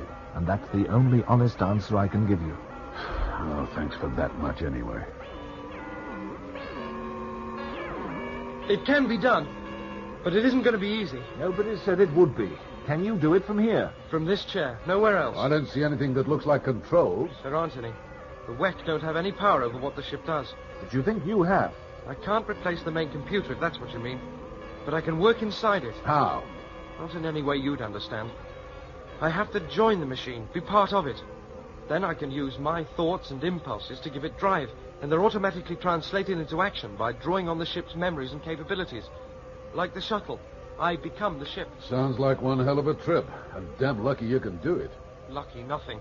It's part of my design capability. How do you think Balaam and the other simulacra are piloting their cruisers? Is that why you resisted the idea so much, when you knew all along you could do it? I knew nothing of the kind. Something could still go wrong. You ever heard of celestial mechanics? They fix spaceships? It's a field of mathematics and navigation in which the shortest distance between 2 points is hardly ever a straight line. A slight error either way, and we could send the line of ships cannoning down through the atmosphere and right onto the city, or else just bust a hole and lose all our air. Watch the screen. How do you do that? I think it, and it happens. These are plans of the two ships. The third and newest one doesn't appear anywhere in this computer's memory, so I'll have to guess and make some allowance for it. What do those lines mean? You can only see a few of them. The rest are outside the range of your vision. I'm running through all the possible scenarios of action, and those lines represent the angles and courses available to us. The diagram represents a three-dimensional model in the machine. A real model? A mathematical one. That's too fast. I can't look. Don't then. If I slow it down, it'll take hours instead of minutes. Let him alone, Randall. He seems to know what he's doing. I hope so. What was that? That was the first major disaster scenario. We missed the Wekk ship completely, tore loose, and shot off towards the sun. Don't much like the sound of that one. Perhaps you can find us something cooler. I thought that one would work. Don't worry about it. Try another. He seems to be enjoying it. He's finding potential he didn't know about. He's so obsessed with being considered a man that he forgot there might be some advantage in being a machine. But it's a matter of pride. How would you like to think that you were an artificial construct? I wouldn't, but that's not the point. The point is we keep feeding him the right lines to make sure he stays happy. While he's happy, he's useful. And when he's not? He's just another appliance. You haven't meant a word you've said to him. It was all a lie to get what you wanted. Of course it was. I'm not blind. Look at him. I'm looking at you, Randall. I'm wondering whether it's better to be a machine with a dream or a man without a soul. That's it. That's the one. What have you found? Watch. I'll run it through on the screen slowly. Now, this is about 1/10 real time. That's still pretty We have slow. a burn at all the points shown there by red lights. The length of the burn has to be exact. Watch the diagram of our ship begin to move towards the other. Ah, there it goes. Now, we've got a precisely defined angular momentum. At this point, we have to have a second burn, a shorter one. Why, what was wrong with the first one? Nothing. But it was only necessary to get us into position for this next move. Watch. Our ship's veering away. It's going to miss. No, it isn't. Look, it's going to put the Wekk ship right on its edge. My first mistake was because I was trying to make the ship rebound onto a new course. But it won't work like that. You have to give a straight push in the right direction. I'll speed the diagram up now. The two ships are pulling apart. We'll have no more than an hour to get down to the damaged area and make the transfer into the Wekk ship. That's about the same length of time as it'll take for the two to travel around the planet and out of the sunlight onto their new course. Then their own inertia will pull them apart. Won't their ship be able to react and bring itself back? Not in time. Besides which, it'll have to start powering down. But there's another problem. What's that? An hour later, we'll be around and back into the sunlight. The hibernation sequence will start reversing. Doesn't leave much margin. Well, it doesn't leave any margin. Can't we think of something else? Like what? Well, like something that means we can stay here and manage everything from a distance. So we don't have to go into a ship full of things like that statue we saw. This is no time to start calling up all your old bad dreams. When are we going to start the sequence? I started it as soon as I knew I'd found the right one. Oh, I didn't hear anything. Why should you expect to? Can you put us a display on the screen? Let us see how far along we are. There. The second burn's just finished. Well, by the looks of that, we're almost at collision. What's happening? That's it. There's nothing more I can do here. How far to the crossover? About 2 miles. We'll have to hurry. Well, take all the time you've got. The longer, the better. Have they finished talking yet? Can you tell what they're saying? Stop nagging at me, Cone. I can't read lips, and the glare from the eyes is starting to blind me. Move over then, Berger. Let me try. I'm taller than you. I can see better. I'm only giving you a rest. I don't need a rest. I can still see fine. Right for you, but how about sharing what you see? I was trying, wasn't I? How about giving me a chance? All right, both of you. Berg, go ahead and tell us what you can see. Killoran's talking to the woman. Whatever it is he's saying, she's not very pleased. Looks as if she could be threatening him with something. But he's not backing down. He better not if Morden was telling us the truth. Killoran's a good kid. He won't screw up on us. He's also elite. Don't forget, he might sell his house. What's going on down here? Quiet, Will. Berg, concentrate. Berg's doing what? What's so funny? All back into the woodwork, Worm. We've managed fine without you so far. You had your chance to join us. I don't want to join you. And he asked what's going on. There's something happening. Shut up, Worm. What is it? She got angry. Looked like she was going to hit him. And she turned around and climbed back into that jet thing she came down in. Is she leaving? No, all the hatches are still open. But I can't see what she's doing. Killoran's coming back. How does he look? Is he pleased? He's as white as the ice. He looks downright scared. Well, somebody please tell me what's going on. We don't even know ourselves. Can't you find something to do? Is there anything I can do? Sure is. Crawl off somewhere else, Worm. Somebody open the hatch and let Killoran in.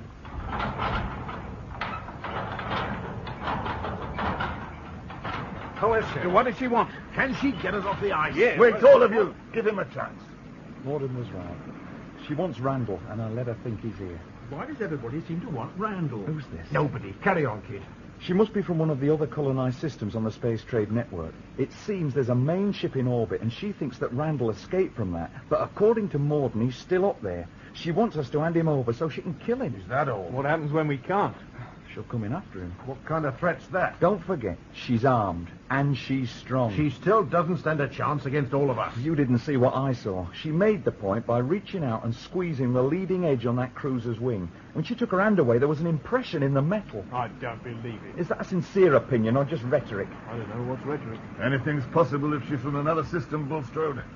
We've had no contact with anybody outside for generations, so how would we know? If Morden says Randall's still up on the main ship, how did he get there? The same shuttle Morden came down in. It was homing on the Ice Palace beacon. How come we didn't see it? I saw it once. Nobody believed me. It came and went during the storm. Storms where people disappeared. What the hell's been going on under our noses? I don't know. But if Morden's to be believed, and I'm still not 100% sure on that point, then a lot depends on us stalling this woman until Randall's finished whatever he's doing. And what is that? I don't know. Sounds flimsy. It doesn't sound any better than me, but what else have we got? Looks like we'll have to give Morden the benefit, unless anybody's got a more likely explanation. Where is Morden? We took him onto the icebreaker. There was a first aid kit on there, which is more than we could offer. Could have done with Doc to help us, though. None of this will be easy. Why? What do you intend to do? I'm going to try to capture that cruiser. What? That's asking for trouble. It's the first practical suggestion anybody's come up with. Count me in. Even if you were successful, you couldn't fly it. Details. Count me in as well. It'll be suicide. Not if we're sneaky about it. And it's a damn sight better than sitting here arguing over things we know nothing about. So you take the cruiser. What then? Then we worry about what to do next. There, all right, Willis. He's there, and they won't give him to me. So what's happening now? I've given them some time to think about it. Told them they'd better hand Randall over, or else... Or else what? I'll go in and bring him out if I have to. I don't really want to do it this way. Enough of them together might damage me in the same way as Randall damaged Pearson. You could blast the whole palace from the air. I could, but I wouldn't see Randall squirm. I need that satisfaction. The Wekk has been trying to call you on the radio. They won't speak to me. When was this? A few minutes ago. I didn't call you because you wanted me to stay hidden. That's good. Keep it that way, because I've thought of a way I can use you. Valem here. Are you calling me? Valem, matters are moving fast up here. Is your ground base established? No, I haven't got Randall yet. Forget Randall. We've been through all this before. A short time ago, our old world decided to come alive and make use of its propulsion systems. We are sliding towards the shadow of the planet. You know what this will mean? You'll have to go into emergency shutdown. For a few hours only. In that period, you will be on your own. And we want your full attention on the operation. But why did the old ship begin to move? It was a development we did not anticipate. But one which nevertheless pleased us. What do you mean? We recognize it to be part of the field test of the ground commander. At this moment, he is striving to destroy us. I don't understand. The tests have been going on for some time. We placed certain blocks in the ground commander's mentality. He is unaware of his real capabilities and his true loyalty to the Wekk. His task was to fathom and penetrate our own defenses. No other simulacrum has been tested to such an extreme. When he reaches our strategic centers, we will know he is ready. The ground commander's trying to destroy you? He thinks he is. But in the end, he will find he is unable and unwilling to do so. That's it. They've gone into emergency shutdown. Well, what are we going to do now? Nothing. But nothing. It'll be several hours before they're out of the enforced hibernation program, and you heard what they said. I'm on my own until then. I also heard them say to forget Randall. I didn't hear it. And neither did you. Yes, Balaam.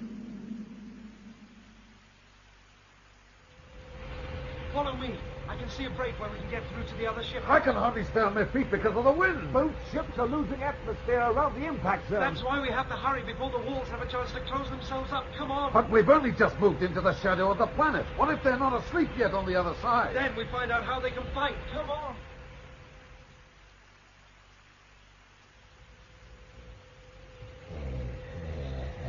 Look over there. One of them hasn't made it to the hibernation chamber. Don't go too close. Just slowed right down. It must have been caught in the drop in temperature as the air escaped. Is like a lizard. We were right about the statue. Listen, don't go too close. Being slowed down isn't the same as being asleep. I don't like the look of those jaws. The creatures themselves are weak. They need the ship to support them and the simulacrum to do their dirty work. Yeah, that's why we're here. You can study them when we've disabled their ship. Until then, we've got to go carefully. Why? What's the danger if they're all like this one? They may not be. The further in we go, the warmer it'll be. He seems to get more confident every minute. Well, that's good. I've had enough of dragging his tongue out of his mouth and trying to cheer him up. This is it.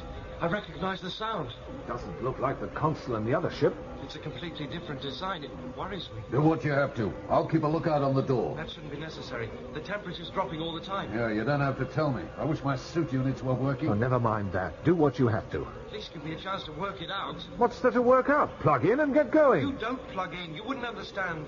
What's the matter, Mitchell? Surely you're not getting twinges of old loyalties. What's that supposed to mean? You're the only one here who can get access to the programming of that thing. That's not what you were starting to say. All right, then, I'll say it.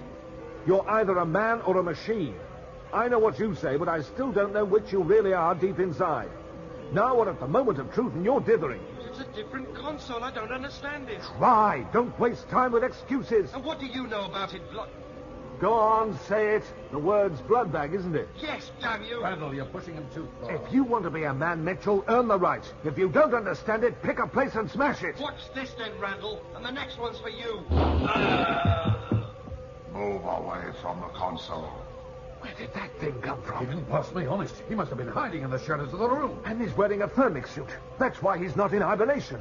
Unnecessary discomfort for a proud duty. I welcome the new ground commander of our simulacra.